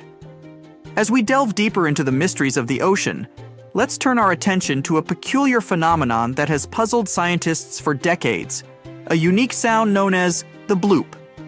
In 1997, researchers detected a loud, ultra-low frequency sound in the Pacific Ocean. The sound was so powerful that it was picked up by sensors nearly 3,000 miles away. The sound was dubbed the bloop, and for many years its source remained a mystery. The sound was unlike anything researchers had heard before. It was too loud to be caused by a ship or a submarine, and it didn't match the sounds made by any known marine animal. This led to wild speculations about its source, with theories ranging from giant sea monsters to underwater alien bases. However, after years of investigation, scientists were able to solve the mystery of the bloop. The sound was not caused by a giant sea creature or an alien base, but by an ice quake, a large iceberg cracking and breaking away from an Antarctic glacier. The sound of the ice quake traveled through the water, where it was picked up by the listening devices thousands of miles away. The story of the bloop is a reminder of the many mysteries that still exist in our oceans. Even with all our technology and knowledge, there are still things in the ocean that can surprise and puzzle us. As we journey further into the depths of the ocean, we arrive at a place that is as remote as it is fascinating. Point Nemo. Named after Captain Nemo, a character from Jules Verne's 20,000 Leagues Under the Sea, Point Nemo is the oceanic pole of inaccessibility. In simpler terms, it's the point in the ocean that is farthest from land. Located in the South Pacific Ocean, Point Nemo is about 1,450 nautical miles from any land. To give you a sense of just how remote it is, the closest humans to Point Nemo are often the astronauts aboard the International Space Station, which orbits the Earth from a distance of about 258 miles. This remoteness makes Point Nemo one of the least disturbed places on Earth. It's a place of profound solitude, where the vastness of the ocean can truly be felt. But despite its isolation, Point Nemo is not devoid of life. Microorganisms known as extremophiles, which thrive in extreme conditions, can be found in its waters. Point Nemo also serves as a spacecraft cemetery. Due to its remote location, space agencies around the world use it as a dumping ground for decommissioned satellites and space stations. These spacecraft, some of which carry traces of extraterrestrial material, sink to the bottom of the ocean, adding another layer of intrigue to this remote location. Our journey takes us now to the deepest point of the ocean, a place so remote and inhospitable that it has been visited by fewer people than have walked on the moon. This is the Challenger Deep, located in the Mariana Trench in the western Pacific Ocean. Named after the HMS Challenger, which conducted the first scientific survey of the trench in 1875, the Challenger Deep is about 36,000 feet deep. That's nearly 7 miles straight down. To put that into perspective, if you were to place Mount Everest at the bottom of the Challenger Deep, its peak would still be over a mile underwater. The pressure at the bottom of the Challenger Deep is over 1,000 times greater than at sea level, and the temperature is just above freezing. Despite these extreme conditions, life has found a way to thrive. Scientists have discovered a variety of organisms that call the Challenger Deep home, including single-celled amoebas known as foraminifera, and a species of snailfish that is currently the deepest living fish ever discovered. Exploring the Challenger Deep is a formidable challenge. The immense pressure, low temperatures, and lack of light make it a difficult and dangerous environment to navigate. Yet these challenges have not deterred us from exploring this final frontier on Earth. From the bathyscaphe, Trieste's first manned descent in 1960, to more recent expeditions using autonomous underwater vehicles, our quest to explore and understand the deepest part of our oceans continues. The Challenger Deep is a testament to the extremes that life on Earth can endure, and a reminder of how much we still have to learn about our planet. As we delve deeper into the mysteries of the ocean, we encounter life forms that have adapted to survive in some of the most extreme conditions on Earth. These extremophiles, as they are known, challenge our understanding of the limits of life and hint at the possibility of life beyond our planet. Take, for instance, the bacteria that thrive near hydrothermal vents on the ocean floor. In these seemingly inhospitable environments, where the water is superheated and the pressure is immense, these microorganisms not only survive but thrive. They have evolved to use the chemicals spewing from the vents, such as sulfur and methane, to generate energy in a process known as chemosynthesis. Then there are the organisms that inhabit the Challenger Deep, the deepest part of the Mariana Trench. Here, in the pitch-black depths, under pressures 1,000 times greater than at sea level, life has found a way. From single-celled amoebas to the Mariana snailfish, these creatures have adapted to survive in an environment that would be lethal to most other forms of life. These extremophiles are of great interest to scientists, not just for what they can teach us about life on Earth, but for what they might reveal about the possibility of life on other planets.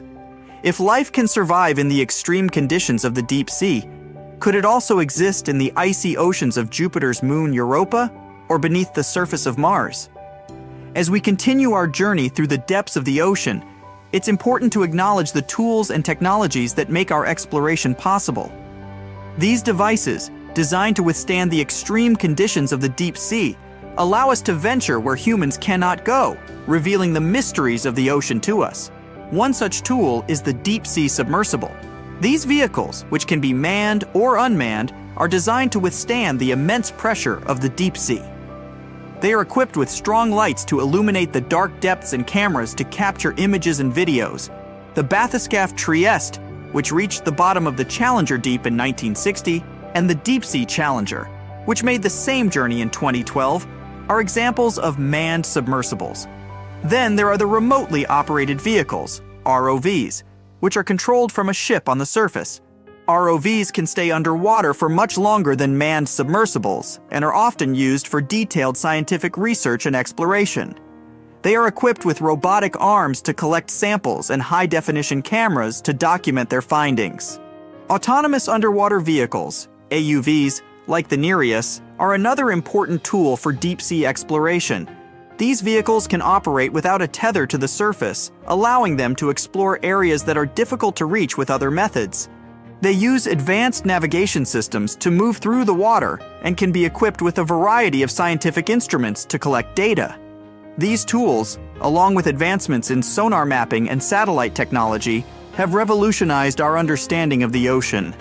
They have allowed us to explore deeper and with more precision than ever before, revealing a world that was once completely hidden from view. As we draw our journey to a close, we are left with a sense of awe and wonder at the vastness and complexity of our oceans. We've journeyed from the sunlit surface to the darkest depths, encountering along the way a world teeming with life and filled with mysteries yet to be solved. We've learned about the immense pressures and low temperatures that characterize the deep sea and the remarkable creatures that have adapted to survive in these extreme conditions. We've discovered underwater lakes and rivers, the world's biggest waterfall and the longest mountain chain, all hidden beneath the waves. We've marveled at the diversity of marine life, from the smallest plankton to the largest whale, and the crucial role they play in our planet's ecosystem. We've also learned about the challenges we face in exploring this final frontier on Earth. The deep sea is a harsh and unforgiving environment, and it takes a great deal of ingenuity and courage to venture into its depths. But as we've seen, the rewards are well worth the effort. Each new discovery brings us closer to understanding our planet and our place in it. As we conclude this journey, let's remember that our exploration of the ocean is far from over. There are still many mysteries to unravel, many species to discover, and many challenges to overcome. The ocean, with its vastness and depth, reminds us of the infinite possibilities that await us. It invites us to keep exploring, to keep learning, and to keep marveling at the wonders of our blue planet. Thank you for joining us on this journey. Until next time, keep exploring, keep questioning, and keep marveling at the wonders of our world.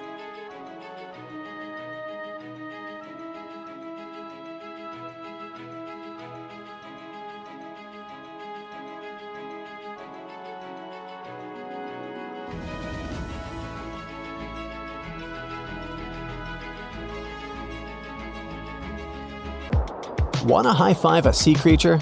Well, put your hand up for the Tasmanian red handfish. This fish doesn't swim like a fish. It walks. It uses its flipper-like hands to stroll around on the ocean floor. These bottom walkers are disturbed by swimmers and boats a lot. Some people even want to take them home as pets. I think it's better to just give them a wave and swim on by. The vampire squid.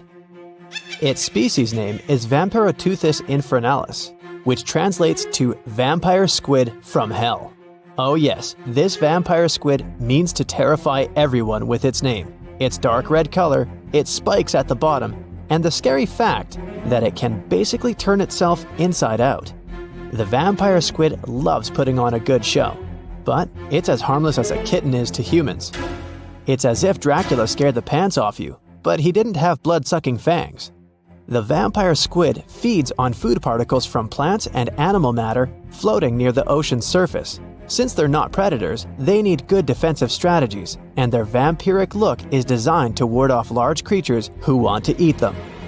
Turning themselves inside out is a defensive mechanism since the spiky areas in the inner skin are more intimidating. They also shoot out a substance that does not have color, but is packed with bioluminescent particles to distract predators. The vaquita. Going out on a boat off the coast of Mexico sounds like the perfect vacation. The sun, the blue water, the most endangered sea creature. Wait, what? The vaquita isn't dangerous, but don't expect it to stick around to say hello or sign any autographs. It's incredibly shy. This little cow, that's what it means in Spanish, is one tiny sea mammal. With those black markings around its eyes, it looks more like a sea panda to me. Seeing one should make you feel very special. They're on the brink of extinction, mostly because they got caught by accident in fishing nets. It's estimated that there's only 10 left in the wild. The blue dragon. This little creature looks like something out of a kid's fantasy movie. It's called the blue glaucus, casually referred to as the blue dragon or blue angel. It can be found in many places, the Atlantic, Pacific, and Indian Oceans. It's kind of a mollusk and it only grows to be about an inch long.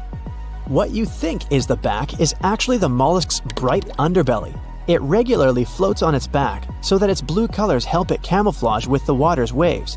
The blue dragon isn't just pretty, it's also smart. It usually feasts on Portuguese man-o'-wars, also known as Physalia physalis. The blue dragon stores their stinging cells for later use, in essence, stealing their defensive mechanisms. When the blue dragon is threatened, it releases those stinging cells it stored, directing them at an enemy to sting them with more power than the Portuguese man-o'-war would have been capable of. As they can store a huge amount of stinging cells, they can be a threat to humans. So, if you find one, don't pick it up. It's best to admire it from a distance. The barrel-eye fish. If you ever wanted to have Superman's X-ray vision, looking at the barrel-eye fish will make you feel like you gained that superpower at some point in your life without even realizing it. The barrel eye has a transparent head, so you can see how their eyes and brain look inside. This magnificent creature lives in the deep sea. This is the lowest level of the ocean, where strange creatures roam in near-freezing temperatures and constant darkness. They're exposed to water's pressure that's almost 1,000 times that of the surface. If the idea of the deep sea sends a shiver down your spine, stay tuned to learn about another of its creatures later on. The barrel-eye fish can be found in the Atlantic, Pacific, and Indian Oceans. You might be wondering, why oh why would a fish have a see-through head?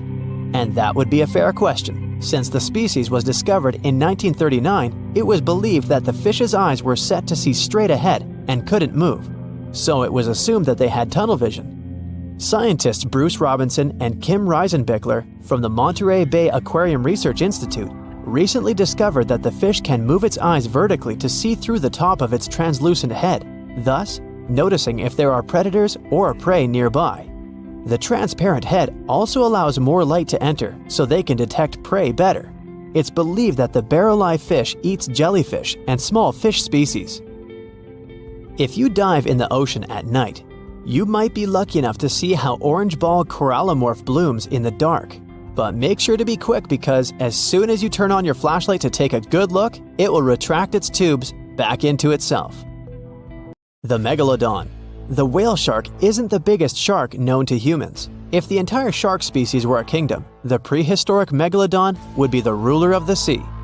Megalodon roamed the ocean a long time ago. About 15.9 to 2.6 million years back between the early Miocene and late Pliocene eras.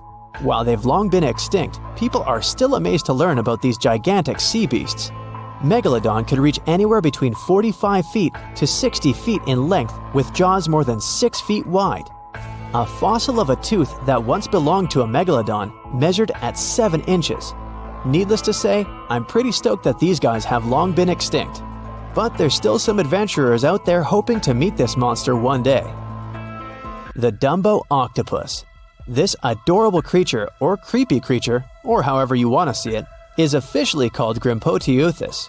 More casually, it's referred to as the Dumbo octopus, named after the Disney character.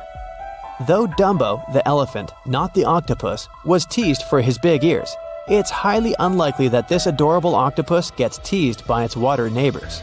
They are the deepest living octopuses living in the deep sea, and you know how scary that place is. They're only about 8 inches tall and spend their days hovering just above the seafloor eating snails, worms, and other food they find in the current or near ocean vents. There are nearly 17 species of Dumbo octopus, and they all have differences in height, color, and body parts. If you can't get enough strange animals, you'll be glad to learn that the deep sea has barely been explored by humans.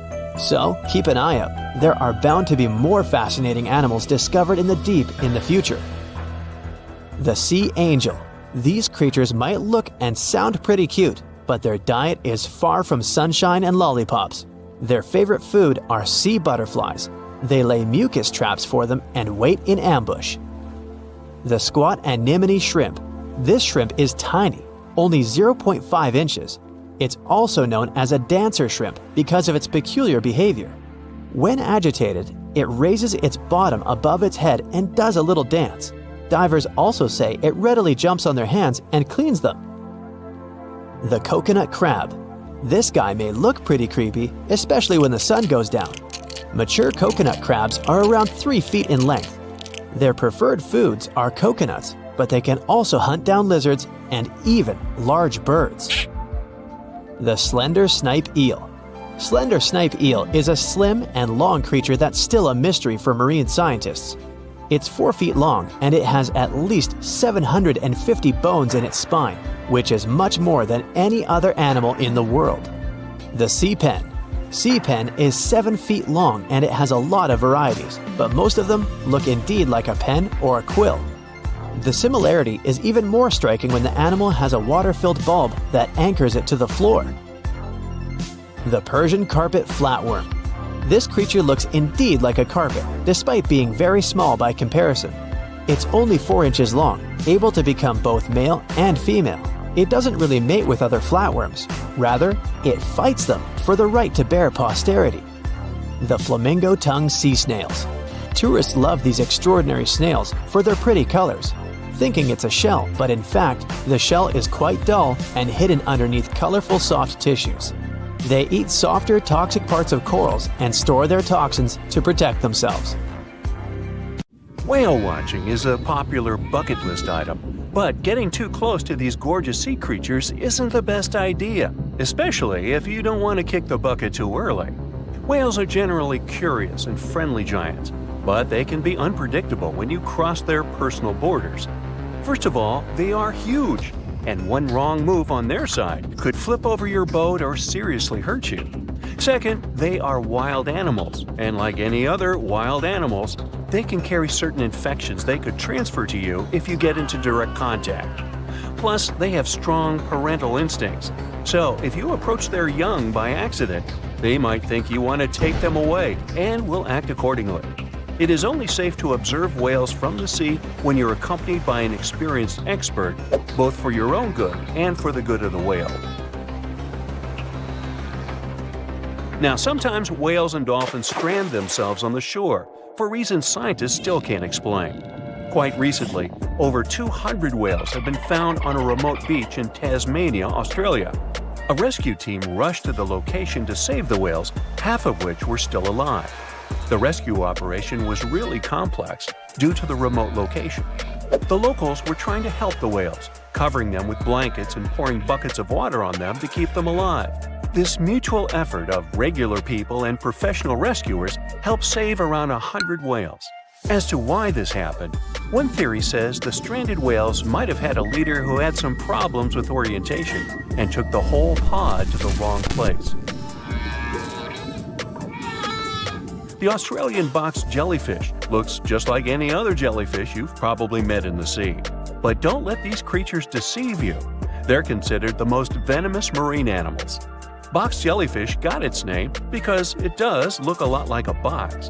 Unlike other kinds of jellyfish that float with the current rather than swim, this creature can reach a decent speed and choose its own direction. And here comes the scariest part. It has tentacles covered with tiny darts loaded with poison. People and animals that get unlucky enough to have a rendezvous with those tentacles face some pretty scary and sometimes even fatal consequences in just a matter of minutes. Before you decide to cancel your vacation by the ocean, You should know that only a few out of the 50 species of box jellyfish have venom that is lethal to humans. Ooh. There are some not-so-dangerous species living in warm coastal waters worldwide, and the lethal ones reside in the Indo-Pacific region and northern Australia. Good day, mate. A blue-ringed octopus likes to pretend its only outstanding feature is the psychedelic color, but it can quickly and easily take away your life. This cute-looking sea monster likes to spend its time in the soft, sandy bottom or shallow tide pools and coral reefs. It normally hides in underwater crevices among shells or debris. If you somehow manage to find and disturb it there, the octopus will show you its signature blue rings as a warning signal. And if you don't get the hint, it will introduce you to its other signature feature, a venom 1,000 times more powerful than cyanide. One octopus has enough of it to do away with 26 people within minutes. This venom is more toxic than that of land mammals. The octopus normally uses it to hunt crabs, shrimp, and small fish by pecking them with its beak and paralyzing them. The same can happen to a human victim. You'll unlikely even feel the bite until it's too late. The good news is that there have been no known cases of such incidents since the 1960s. If you don't disturb the blue ring octopus, it will never attack you first. If you enjoy picking shells on the beach, make sure the ones you collect don't belong to a cone snail. It's nothing like its relatives living on land and eating fresh leaves and bark. There are over 500 species of this venomous sea creature, and a few that can really hurt you. These little snails are extremely vicious, just like Jimmy from 3rd grade. They inject their venom through a harpoon-like tooth. The consequences of this injection can be quite terrible for you. Now, are you afraid of snakes? Well, I have some bad news for you. You can't escape them even in the water. Certain kinds of these creatures have adapted to live both on land and in the sea, especially in the warm waters of the Indian and Pacific Oceans. All the species we know so far are venomous, and sometimes an encounter with them can be super dangerous. The good news is that they only bite if you disturb them. So the safest way to go is in the opposite direction of these slithery sea creatures. Not only venomous sea creatures present a danger to you while you're in the water, strong earthquakes sometimes cause the formation of massive ocean waves. If they head ashore, they hardly leave anything intact in their way. You know this dangerous sea phenomenon as a tsunami. There is also another type of this natural disaster called a meteotsunami. They're caused by rapid storm systems and pressure changes above the open water. A powerful storm can generate a whole wall of water. Sometimes this wall grows several feet high while it moves through a shallow continental shelf, inlets, or bays. If it gets strong enough, it can damage houses close to the water. It's really tricky to forecast or detect a meteotsunami because it's nearly impossible to tell from a seismic one. It happens much more often than regular tsunamis, especially in the Great Lakes area.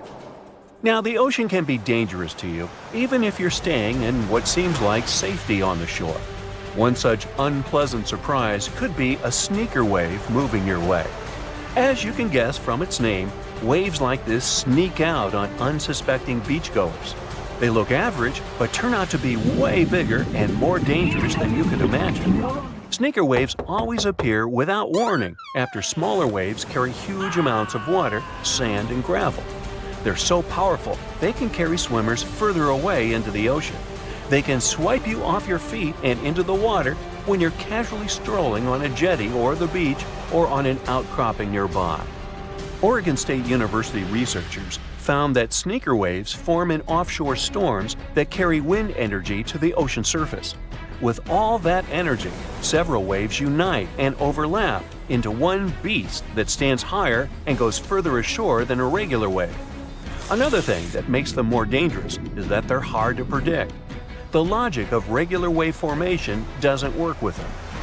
Square waves, looking like a giant chessboard over the ocean, are the reason many people visit the Isle of Ré off the western coast of France. If you visit it, you'll notice plenty of signs warning you to stay away from the water once you notice the unusual pattern. The safest way to observe it is from high up places like nearby lighthouses. If you decide to stay in the water, the strong currents coming from two directions can literally sweep you off your feet. Generally, waves can travel many miles over the surface of the water, depending on local winds and weather. And even on days when the weather seems somewhat calm, storms located elsewhere can send in crashing waves that affect the surrounding calm waters. When waves travel onto the shores of distant lands, they're called swells. This is different from a wave that occurs from the local wind. When two different swells coming from opposite directions meet, it's known as a cross sea. This is what generates these square waves that you see near the Isle of Ré. The cross-sea phenomenon can appear in different locations around the world. The Isle of Ré is one of them, thanks to specific wind and weather patterns that create the perfect storm, which makes this cross-sea so beautiful and well recognizable. Well, wasn't that swell? Swell? Never mind.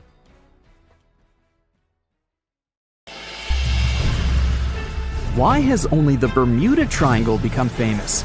You know, there are other mysterious triangles where ships disappear for strange reasons too. The triangle we're going to visit may seem to you much more dangerous and scarier than the Bermuda one. People tell stories about extraterrestrial ships, portals to another dimension, or Atlantis in the Bermuda region, and you've probably heard all this stuff. But the triangle I'm talking about has other legends. Imagine that you're sailing on your boat and notice a round ship in the middle of the endless ocean. A mysterious woman is standing on the deck of this strange ship, staring at you. Yeah, such stories go around the Dragon Triangle. And if you try to figure out something about this place, you'll find that even the triangle's location is a mystery. This place is located near the Japanese coast in the Pacific Ocean. The triangle extends from Japan to the Bonin Islands and touches the Philippine Sea, but this is not its exact geolocation. Some records say the triangle is 70 miles east of the Japanese coast, while others say it's about 750 miles away. This difference in coordinates is because the region where the triangle is located is not marked on any maps. The exact dimensions of these waters are still unknown. The Dragon's Triangle is also called the Pacific Bermuda Triangle. It's like an evil twin brother of the latter, but it's older. The fact is that reports of strange disappearances of ships in this region appeared much earlier than reports about the Bermuda Triangle. For the first time, people found out about the mysterious power of this place back in the 13th century. The grandson of Genghis Khan sent 40,000 people on ships toward Japan to conquer the country. Their route passed through the Dragon's Triangle. However, these people didn't reach the shore because of typhoons in this zone, so all the ships sank. After this incident, Genghis Khan's grandson changed his mind about attacking the country. Immediately after that, people in Japan began to believe that this place had magical powers. In the modern world, divers and archaeologists have tried to decide whether this story is true. They've explored the bottom of the triangle and found artifacts from the sunken Mongolian fleet. A few centuries later, in the early 1800s, another story happened there. Sailors who traveled through the Dragon's Triangle saw a strange ship that looked similar to Japanese equipment for burning incense. There was only one person on board. It was a mysterious woman. However, no one could find out who she was. In the 1940s and 50s, reports about ships disappearing in the region of the Triangle began to arrive. Fishing boats and large ships went missing. Japan sent a research ship there to find out the cause of the disappearances. But that vessel, with 31 crew members, was also gone. The wreckage of the research vessel was discovered later, but no one found the crew members. People began to recall the legends about this place. According to one of the myths, dragons live under the surface of the ocean. They destroy ships and take people to satisfy their hunger. Such stories are thousands of years old. But over time, in addition to fairy tales, scientific hypotheses began to appear. Scientists have tried to find out what's so peculiar about this place. One suggested that cold and hot currents mix and then pass through areas that attract strong electromagnetic waves. And when these mixed hot and cold currents meet these waves, they form electromagnetic interference. Electronic equipment on ships begin to break down, and navigation devices fail. At this moment, a storm starts, and vessels become helpless. They can't send distress signals or determine their location. Another theory says that underwater volcanoes are at the bottom of the triangle. They spew hundreds of thousands of tons of magma, churn the waters, and create giant waves. Seismic activity often happens off the coast of Japan, so this theory is quite logical.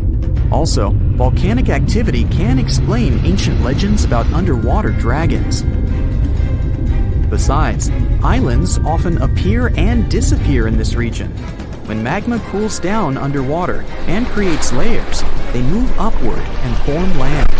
Then, during the next eruption, they collapse and go underwater. But some of them remain. So imagine some ship sailing, and then a huge island rises from underneath and cracks its hull. Perhaps methane hydrates destroy ships. These substances come out of the Earth's crust, form large bubbles in the water, then rise and explode. Such a giant bubble can damage a ship's hull or even destroy a vessel. Anyway, scientists don't know for sure the reason for the disappearance of boats yet. And in general, all those mysterious cases that have occurred in that place are most likely nothing more than legends. The Dragon and Bermuda Triangles are in the oceans, but how about a triangle in a lake? It's located between Michigan and Wisconsin, right inside Lake Michigan. In 1950, a plane with 108 passengers on board disappeared without a trace while flying over the lake. When the search began, rescuers found a few pieces of the aircraft on the water. Besides the plane, many ships have gone missing there. Sometimes people disappeared into thin air, right from boats. One such case happened in 1937. The ship was sailing through the Lake Michigan Triangle when Captain George Donner went to rest in his cabin. 3 hours later, one of the crew members knocked on the door to wake the captain, but no one answered. When it became clear that something was wrong, the sailor walked inside, but saw no one there. The captain seemed to have vanished. The crew couldn't find him. Until now, the disappearance of Captain George Donner remains an unexplained mystery. It may be all fiction, but the Lake Michigan Triangle is creepy. And how about a triangle that's on the ground? This is the Bennington Triangle. It's located in the southwestern part of Vermont, USA. This is a place you really should avoid. There are many scary stories around it. It's up to you to decide whether they're true or not. In November 1945, a group of hunters passed through this area. A 74-year-old man was walking ahead of the group, and right in front of several people's eyes, he made a step and disappeared. No one could find him. The hunters called rescuers, but they didn't help. In December of 1946, several students went camping. An 18-year-old girl led a large group. She walked a few feet forward to figure out where to go next and disappeared. The tourists called the police. Officers began searching the area, and the FBI joined them. They got some information from locals living in nearby towns. They said that some girl similar to the description had been walking with a man much older than her. The two of them left by car and were never seen again. Soon, a similar vehicle was found not far from New York. The car was burned, so the police and experts couldn't confirm that the missing girl was inside. 3 years later, a man disappeared on the territory of the Triangle. He was waiting for a bus at the last stop. When the bus arrived, he got inside, but didn't reach his destination. He didn't get off the bus and didn't appear anywhere else. the police couldn't find any trace of the missing man. But the most terrible case occurred in 1950. Near the Bennington Triangle, a woman was driving a truck with her young son. She stopped the car and left for a few minutes to drop by a store or gas station. But when she came back, there was no one in the car. The police were combing the area. In the search, they used sniffer dogs, which managed to get on the boy's trail. The dogs followed the path and stopped at one place in the forest. The trail ended there. And you know what that spot was? The place where that student girl disappeared in 1946. Hello, Brightsiders! Do you know where the deepest place in the world is? I think it's in the Pacific Ocean, near the Philippines and Papua New Guinea. It's the famous Mariana Trench. So let's take a tape measure, a very long one, and attach its end to the boat on the surface. Now we hold our breath and jump in the water. Fish and marine animals swim by. We descend lower to the depths and into total darkness. And after several hours, we reach Challenger Deep. The tape measure shows a depth of 36,200 feet. The famous Mariana Trench is not the deepest place on Earth, as everybody thought. The Kola super deep borehole located in Murmansk region in Russia beats it by a wide margin. And scientists have discovered something unusual and sinister there. When geologists were drilling the hole, they could reach the depth of 9 miles. And then they encountered voids. Scientists on the surface were surprised and scratched their heads and then decided to lower a microphone and dozens of other sensors in these voids. The temperature down below turned out to be 2,000 degrees Fahrenheit, and the microphone recorded something that sounded like human groans and screams. Many people thought the scientists had been able to drill into the underworld. The shocked people up above had already begun to panic, but suddenly an unknown creature jumped out of the drill pipe. It looked like a black goat that walked on its hind legs. Its body was shrouded in black flames. The creature got out of those deep hollows and ran off into an unknown direction. Okay, wait. These are just myths that one newspaper published on the 1st of April. It's International Joke Day, by the way, but many people believed it. It made many believe the scientists working at the borehole had opened a portal to the nether, and that now horrible, outworldly creatures were free from their imprisonment. But like with any myth, there's some truth to it. The deeper the scientists drilled, the higher the temperature got. At 3 miles deep, it was 160 degrees.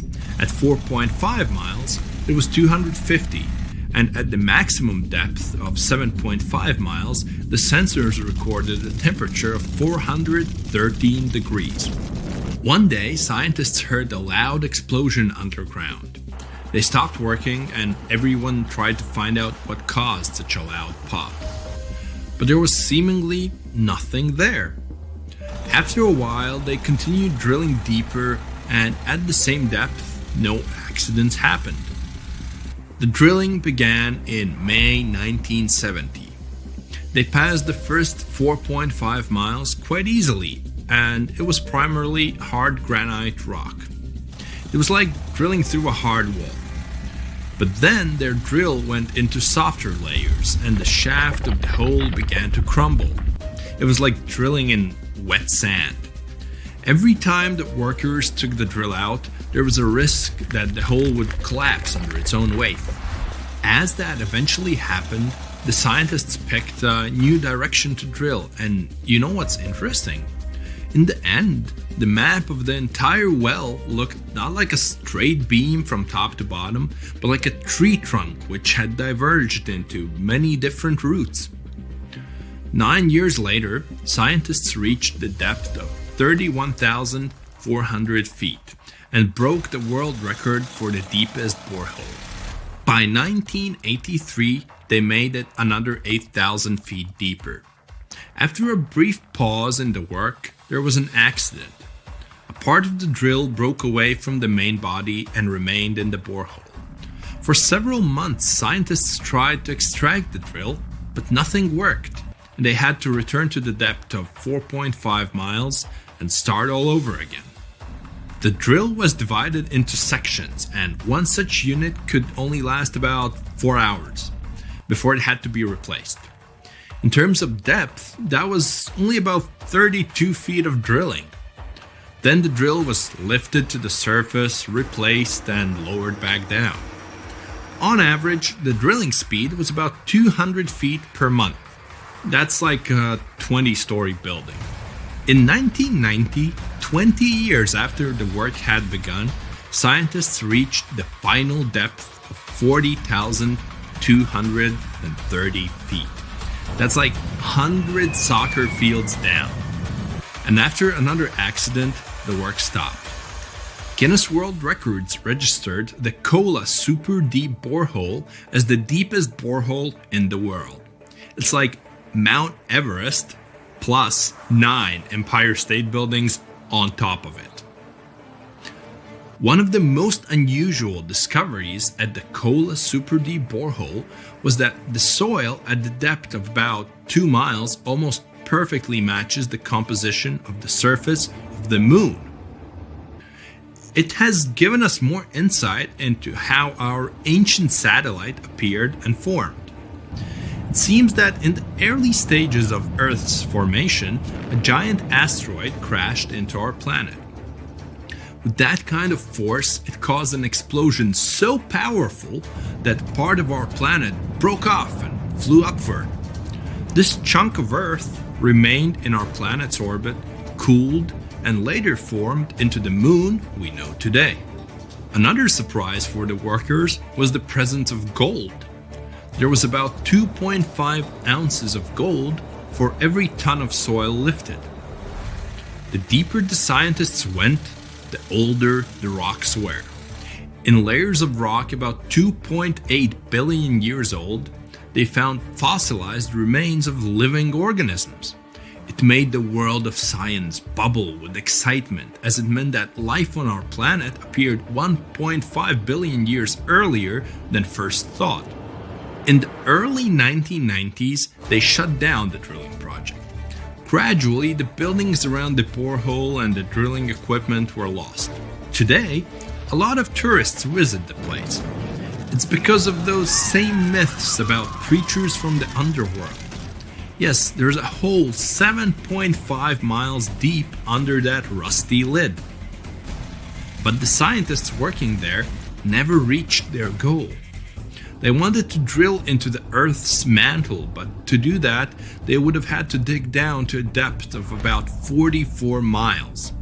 At 200 feet per month, it would have taken as long as 80 years. That's assuming no accidents happened. But the deeper it goes, the more interesting it gets. A few years ago, they found a massive amount of water deep underground. Somewhere up to 370 miles down, there's a substantial ocean billions of years old, and the amount of water there is several times greater than in all the oceans, seas, and rivers combined on the surface of Earth. The water there is at a scorching 2,800 degrees Fahrenheit, but because it's under a tremendous pressure, it doesn't evaporate. It's encased in a crystalline structure of minerals. This ocean was formed in the early stages of our planet's development, when there was only hot lava and debris of space bodies around. But the most exciting thing you can find by drilling is living organisms. They've been there in isolation for billions of years, and they can give us clues as to how life came into being in the first place. Scientists in Antarctica have created a similar borehole. An entire lake half the size of Lake Ontario was discovered under the thick ice. The amount of water in this lake is only 3.5 times less than in the Lake Baikal, the largest lake on Earth by volume. The ice that hides this lake is at least 20,000 years old, and the water beneath it has been isolated from the outside world for about 15 million years. While drilling, scientists lifted a chunk of ice from deep down below and found an unknown bacterium on it. Its genetic code was only 86% similar to known living organisms. That means that we've never seen bacteria like this before, or it had come from outer space. But that's just a theory. We know that these bacteria can live in unusual conditions and at water temperatures below freezing. The composition of underground lake water is also different from what we're used to. There's a lot more oxygen and carbon dioxide in it. Add to these conditions complete isolation, and we get living organisms that have developed and evolved in a completely different way. Do you understand what it means? The study of deep organisms may give us a clue as to whether life could exist beneath the ice on other planets or their moons. For example, Saturn's moon, Enceladus, has ice 24 miles thick. There may be an ocean underneath, which is heated by thermal springs. That's all for today. And guys, remember, let's become smarter every day together with Brightside. Ever wonder why, despite all our advancements in technology and science, there's a vast expanse of our own planet that we barely know about? Believe it or not, over 80% of our oceans remain uncharted territory. It's as if we've got this massive aquatic playground in our backyard, and we've barely scratched the surface. Also, did you know that only about 7% of our oceans have a special tag called Marine Protected Areas, or MPAs?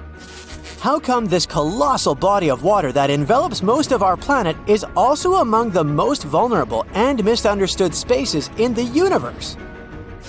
Pressure has a lot to do with it.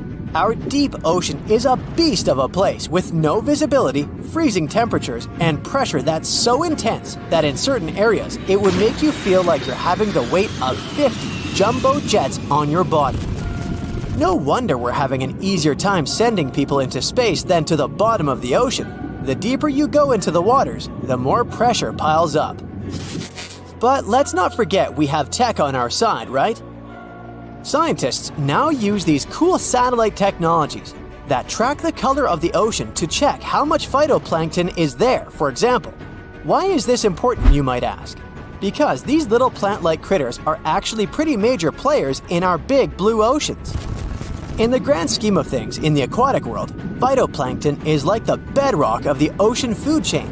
It gives life to almost everything, from the tiny zooplankton, which are animal-like microorganisms, to those colossal, magnificent whales. When these technologies first came around, satellites could get clear images of the ocean faster than a ship could take the same number of measurements in 10 years. But it's not all about looking at the ocean from space. Sometimes you gotta dive in there and see it for yourself. Thankfully, we've come a long way in ocean exploration tech too. We've got things like floats and drifters that ride the ocean currents while collecting data, and a whole fleet of underwater vehicles, some of which are manned, some remote-controlled, and some even autonomous. Remember James Cameron, the guy who made the movie Titanic? He's super into exploring the ocean, and in 2012, he set a record by going down to the Mariana Trench in a vertical torpedo sub. He thinks there's nothing like being in the ocean and experiencing it firsthand. Other companies use a mix of technologies for their ocean explorations. It led them to discover amazing stuff like a deep-sea coral reef near Morocco, the only one still growing in the Mediterranean Sea. They've also discovered new species and documented ones previously thought to live only in the Atlantic. These efforts have convinced local authorities to declare some places as marine parks. As with most scientific areas, the road isn't without its bumps. These expeditions can cost quite a lot, and the lack of detailed maps and data only adds to the challenge. We can't always rely on bathymetric information, meaning the study of the ocean floor, because it's often not available. And that's the tricky part. We need to explore more to know more, but getting the funds for these kinds of projects can be tough when there are so many unknown variables. One particular company's explorations have helped protect nearly 4 million square miles of ocean so far. The data they collect during their expeditions is invaluable. It's used to identify new species, locate vulnerable habitats, and even show where threatened species are being overlooked. Their work helps dismiss excuses from local authorities who claim they lack the necessary information to establish more MPAs. The same company supports a goal known as 30 by 30, aiming to protect 30% of our oceans by 2030. It's a big target, and there's a long road ahead, but ongoing ocean exploration can provide the proof needed to keep more of our oceans safe. We also need to set aside areas for protection and research, even when we don't have all the facts just yet. On that note, some cool scientists have recently stumbled upon a gigantic and mysterious world beneath the Pacific Northwest coast's ocean floor. The best part is, this massive realm of life is pretty much cut off from the rest of the world above, making it like a secret underground club that only the best microbiologists have access to. Picture an active city. Except the city is microscopic cracks in the basalt rocks of our oceanic crust, and its residents are microbes. These tiny creatures aren't like you and me. They don't rely on sunlight or the organic products of land and water ecosystems for sustenance. Instead, they thrive on chemical reactions with rocks and seawater. Scientists call this type of life chemosynthetic, which sounds complicated, but it basically means life sustained by chemical reactions. While this sort of life has been found deep in mines and around seafloor hydrothermal vents, the scale at which these creatures are found under the oceanic crust is unprecedented. It might even be the most extensive ecosystem on Earth. A geomicrobiologist from Denmark was part of the team that made this discovery. He claimed that over 50% of our planet's surface is oceanic crust, which is an average of 4 miles thick. Imagine the size of this chemosynthetic party happening down there. This discovery didn't happen overnight. Since the 90s, scientists have found weird tiny holes in the basalt rocks that make up much of Earth's outer crust. They seem like they might have been made by bacteria, but hey, there was supposed to be no life there. I mean, imagine trying to survive in a place that's hot, deep, dark, dense, and mostly devoid of the organic compounds we need for life. Yet, here they are. In the following years, more pieces of the puzzle fell into place. Scientists found that the oceanic crusts had different conditions at the centers and edges. At the centers, rocks are jam-packed with energy-rich compounds that support these tiny life forms. But by the time they reach the edges, these chemicals are all gone. Fast forward to now, and it's time to put the puzzle together. A microbial ecologist from the University of North Carolina worked on this research and says we now have solid evidence of microbial life in the cracks and crevices of deep ocean basalt. The next question scientists asked was, how far does this life extend? Researchers collected samples of crust from a plate roughly 120 miles off of Washington's coast, drilling deep beneath the ocean's surface. What they found down there was remarkable. The life down there runs on a unique fuel, hydrogen. Yep, in the absence of sunlight, hydrogen provides the energy for all their biological processes.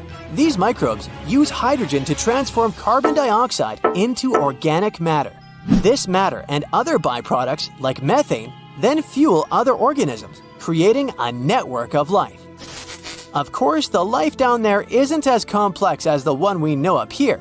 Scientists doubt there will be any multicellular life under the ocean because it's too hot and energy poor. But hey, who knows? This universe under our oceans still has a lot to reveal. This whole thing is significant for many reasons. First, it confirms that life can exist in places without oxygen, which changes our perspective on where we can find life. This makes us wonder if life could exist under similar conditions on other planets, where surface conditions might be too harsh. The implications on Earth are also profound. If a large portion of life exists in the oceanic crust, then our understanding of life on our own planet could be completely changed. This exciting discovery stretches our understanding of life and prompts us to keep exploring the mysterious depths of our oceans, pushing the limits of our understanding. NASA is also in on the whole deep sea exploration project. Why? Shouldn't they be preoccupied with outer space? Because they're hoping to find hints about what the oceans on other planets might look like. NASA specialists are really hopeful that by unearthing underwater secrets, we can solve some of the big questions about space. Plus, they're testing some nifty equipment for future journeys across our solar system.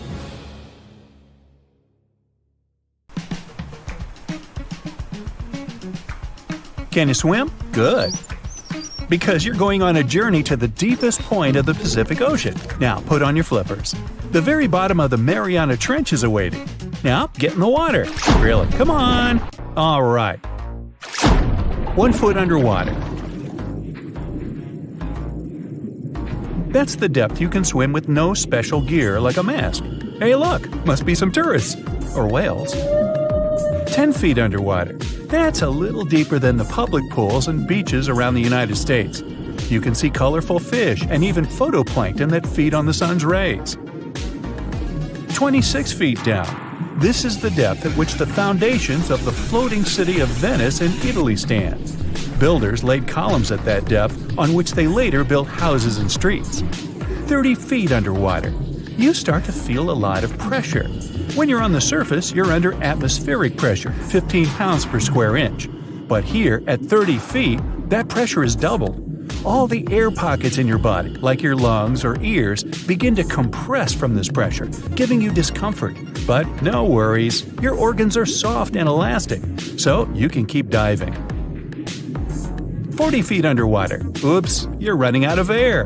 An average person can hold their breath for 30 to 90 seconds. The current record is an incredible 24 minutes and 37 seconds. Gasp. Okay, you'll need some diving equipment to continue your descent. There you go. Thank you very much. Tourists dive to this depth to look at reefs and corals. You don't need special skills for that, but you can't dive any deeper without training or a license. 45 feet down. Be careful. There's sharks swimming here looking for food, like you. Sometimes tourists descend to this depth in a safe cage to see the sharks up close. You're better off staying away from these predators and not attracting their attention. So make sure you're not wearing any bright and shiny jewelry. Sharks love that kind of thing. 62 feet underwater. You could see the Aquarius Reef Base Lab in Florida at this depth, if you were in Florida. It's really an entire building with rooms for exploring the seafloor, accessible through a hatch. 105 feet down. You see a strange bell hanging from a chain. People used to use these things for deep diving about 400 years ago. They'd lower a bell on chains with divers inside from a ship. There was enough air inside the bell for them to breathe. That way, they could explore sunken ships with treasures. 140 feet. At this depth, you could find an entire sunken city in Qiandao Lake, China. You can still see streets, houses, and temples there. 330 feet. Whoa! You almost hit a huge blue whale. How could you miss it? These guys, the size of 2 train cars, usually dive to that depth.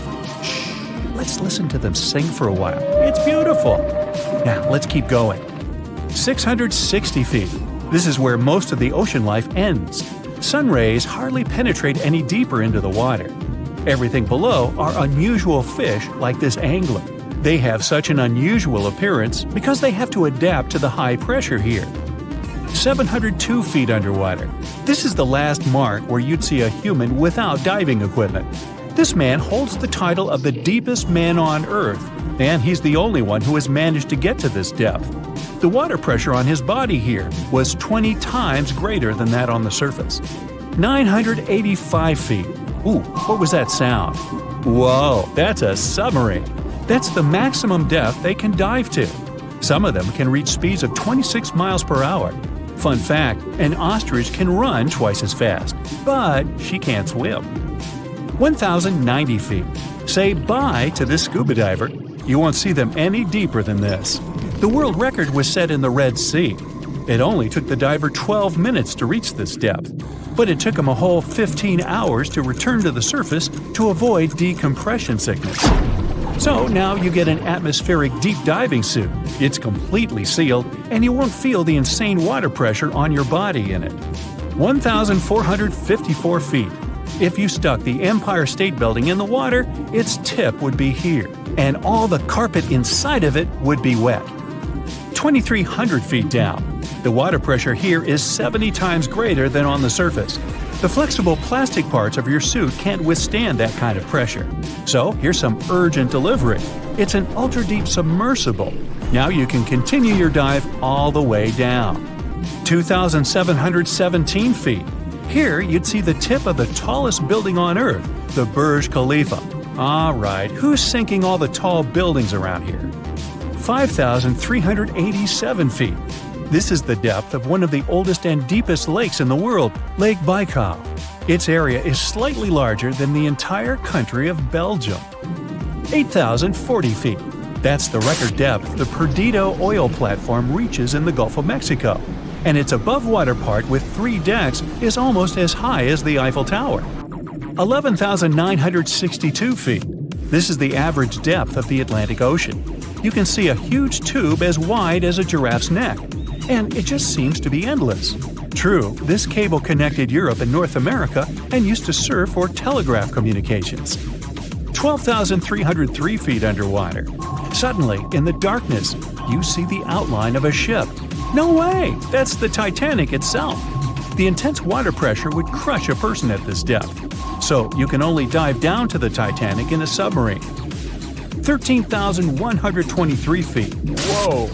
Here would be the end of the deepest mine in the world, Imponen Gold Mine in Africa. But you still have deeper places to go. Let's speed up. 20,000 feet. Here you can see the deepest debris of an old ship. The USS Johnson sank more than 70 years ago. You can still clearly see the number 557 on its bow. 26,200 feet. Here, in this total darkness, you'll find the deepest fish in the world, the Mariana snailfish. They're as long as a domestic kitten and have almost transparent skin. Their eyes are poorly developed for vision because the sunlight never reaches this deep. 29,030 feet. If you take Mount Everest, flip it over, and stick it into the Mariana Trench, this is exactly where you'd see its tip. Even though this is the highest point on our planet, you'd still have a lot deeper to go. 35,755 feet down. Here, in the Challenger Deep, you'd still see life. You'd need a microscope for that, though. Bacteria living here feed on organic molecules, similar to oil. A little deeper? Congrats! You've touched the bottom. It's 36,070 feet deep. The pressure here is 1,071 times higher than on the surface. But you're not the first person to have been here. One of the last expeditions to the bottom of the Mariana Trench was in 2012. An American filmmaker descended here in a submarine he designed himself. But the pressure broke some of the engines, so it was hard for him to maneuver here. The sonar was also damaged, and some of the batteries drained. He was in the Challenger Deep for about 3 hours and took many pictures and videos. If you look closely at the bottom itself, you can see bubbles. It's carbon dioxide and liquid sulfur. It's freezing here because of the extreme pressure and temperature close to freezing. But there's still life here in these harsh conditions. The 3 microorganisms are most common here: xenophytophores, amphipods, and small sea cucumbers. There's so few of them because they don't have enough food down here. Usually, there's a lot of palm leaves on the ocean floor, which get there from the land. But the Mariana Trench is 124 miles from the nearest islands. So the only food here is old plankton and fish scales from the ocean's upper layers. But it needs to travel tens of thousands of feet to become food for the bottom dwellers. But can you go even lower into the crust of the Earth? Well then, you'll need to unleash your giant drill and fire up the jet engines. You're pushing another 36 miles through the Earth's crust, and here is its edge. You've entered the upper mantle. It's an ocean of hot lava, 1,800 miles deep. You have to literally swim through this, reaching the outer core, another 1,400 miles deep. Then you reach the inner core. Another 755 miles, and congrats! You're at the very center of the Earth. I hate to ask, but how do we get out of here? It looks like a prehistoric creature that came from the time of dinosaurs. This scary beast is called the basking shark. It can grow up to 39 feet. People have only reported 3 of them in the past 160 years. The last sighting was in 2015, and before that, about 80 years ago. These sharks sometimes rise to the surface to filter out small animals, such as shrimps and other small crustaceans, when they want to have a nice, tasty seafood dinner. But when there isn't enough grub at the surface, they go down to the depths of almost 3,300 feet, where they tend to stay for months, which is something researchers discovered using satellite tags. Tag, you're it! Now, basking sharks like to spend their time in more temperate waters, but they can migrate long distances. They live across the globe, but in warm tropical or subtropical areas, they won't go near the surface because they're not fans of high temperatures. The lion's mane jellyfish is not that rare, but it's fascinating how large it is. It's the biggest among jellyfish species and the longest animal. Its total length can reach 120 feet. That's approximately 23 feet more than the longest blue whale scientists know about. The jellyfish has around 70 to 150 tentacles, and they all contain huge amounts of neurotoxins that can seriously harm you if you come in contact with the animal. But people don't usually come across this type of jellyfish because it rarely lives near the coast, preferring the open ocean. Generally, you can find the lion's mane jellyfish no deeper than 65 feet below the surface, where it dines on small fishes, zooplankton, and some other types of jellyfish. It uses its tentacles to catch its value meal. Hey, you want fries with that? The giant phantom jelly comes out of the darkness and depths of the ocean's midnight zone. Its sun hat-shaped bell reaches over 3 feet across. This bell trails 4 ribbon-like mouth arms that can be up to 33 feet long. This quite rare creature uses its mouth arms to catch unfortunate animals swimming around and not knowing what's coming for them.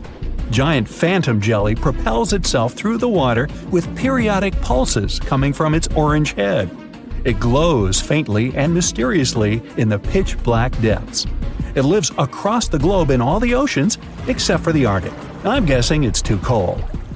Because of its odd shape, people often call the oarfish the dragonfish or sea serpent. It's about 26 feet long, which makes it the longest bony fish we know about, and lives at depths of 3,300 feet. Oarfish spend most of their time in the deep, dark parts of the open ocean in tropical and subtropical areas. They almost never come to the surface, unless, invited. It's a ribbon-shaped and shiny silver creature with a long red dorsal fin and red oar-like pelvic fins. Its body has no scales and is very thin. The fish can grow to a length of about 30 feet and weigh 660 pounds. Oarfish have really big eyes that help them see better in their dark, scary surroundings. The frilled shark is definitely one of the gnarliest-looking marine animals out there. If you saw it somewhere, you'd probably think you went back to the age of dinosaurs. Yup, the frilled shark is a prehistoric creature because its roots go back 80 million years. This living fossil can grow to be 7 feet long. It got its name from its frilly gills. Even though frilled sharks have the shark part in their name, they swim similar to an eel in a distinctly serpentine way. Its mouth is terrifying. Similar to the maw of the great white shark, it has 300 trident-shaped teeth lined in 25 rows. Hey, come a little closer, huh? Researchers discovered this creature in the 19th century, but people rarely see it, and no wonder. It usually lives at depths of between 390 and 4,200 feet. Most of the time, the frilled shark feeds on squid, swallowing them whole. Its long jaws allowed the frilled shark to gape extra wide and swallow animals half as long as its entire body. Goblin sharks are very rare. Researchers have spotted fewer than 50 of them in more than 120 years. But maybe that's for the best, since we're talking about a pretty scary fella with a narrow snout and sharp teeth. It's also capable of thrusting its entire jaw outward when it wants to catch something. Sounds familiar.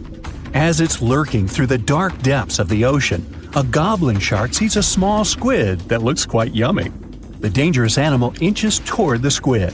When the poor creature notices the predator, it tries to dart away, but it's too late. The shark has already thrust its jaw the whole 3 inches out of its mouth. This jaw is connected to the flaps of skin the shark can unfold. This helps a lot because the goblin shark is a sluggish animal, so it's pretty hard for it to chase its food. After finishing its lunch, the goblin shark puts its jaw back in its mouth and swims away as if nothing's happened. Goblin sharks mostly live at the bottom of the ocean. Like many other shark species, they prefer swimming alone. Here's a silver-colored creature with very rough skin. That's the ocean sunfish, with a total length of almost 11 feet. Its other name is mola. The ocean sunfish is the heaviest of all bony fish out there.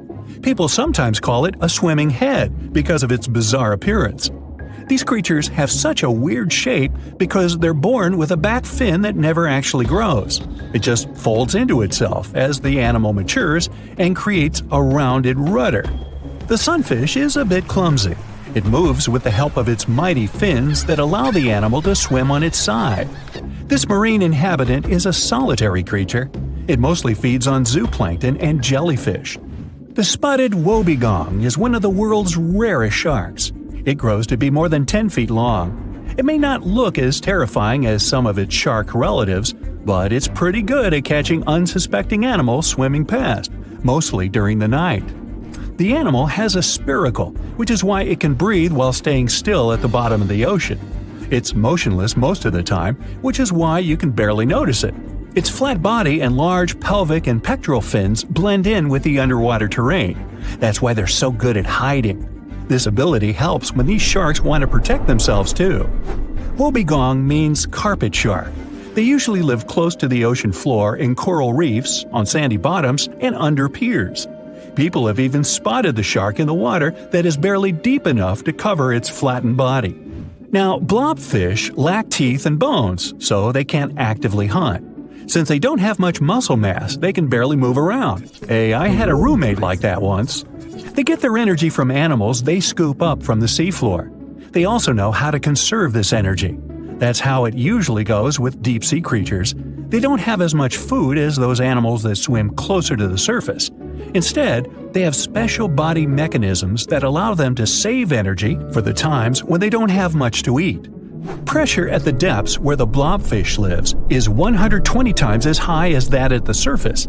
That's why the bizarre creature looks like a weird gelatinous mass only when you bring it up to the surface. The pressure here is not strong enough to keep its body together. Hey, breaking up is hard to do. The white margin stargazer could compete with the blobfish for the title of the ugliest animal in the sea, don't you think? Now, this animal has eyes on the top of its head, together with an upward-facing mouth which the creature uses to hide itself in the sand. That's where it spends most of its time, with only its eyes protruding from the sand. It chills this way until some small animal passes by. It can lunge at its target incredibly quickly, literally within milliseconds. This creates a vacuum in the water that pulls in a crab, fish, or some other small, unfortunate animal. Another tactic involves venom. This fish has a venomous spine in its shoulder blade that helps with catching other animals and defending itself against enemies. Even though it's not related to the electric eel, the white margin stargazer can generate an electric shock as powerful as 50 volts.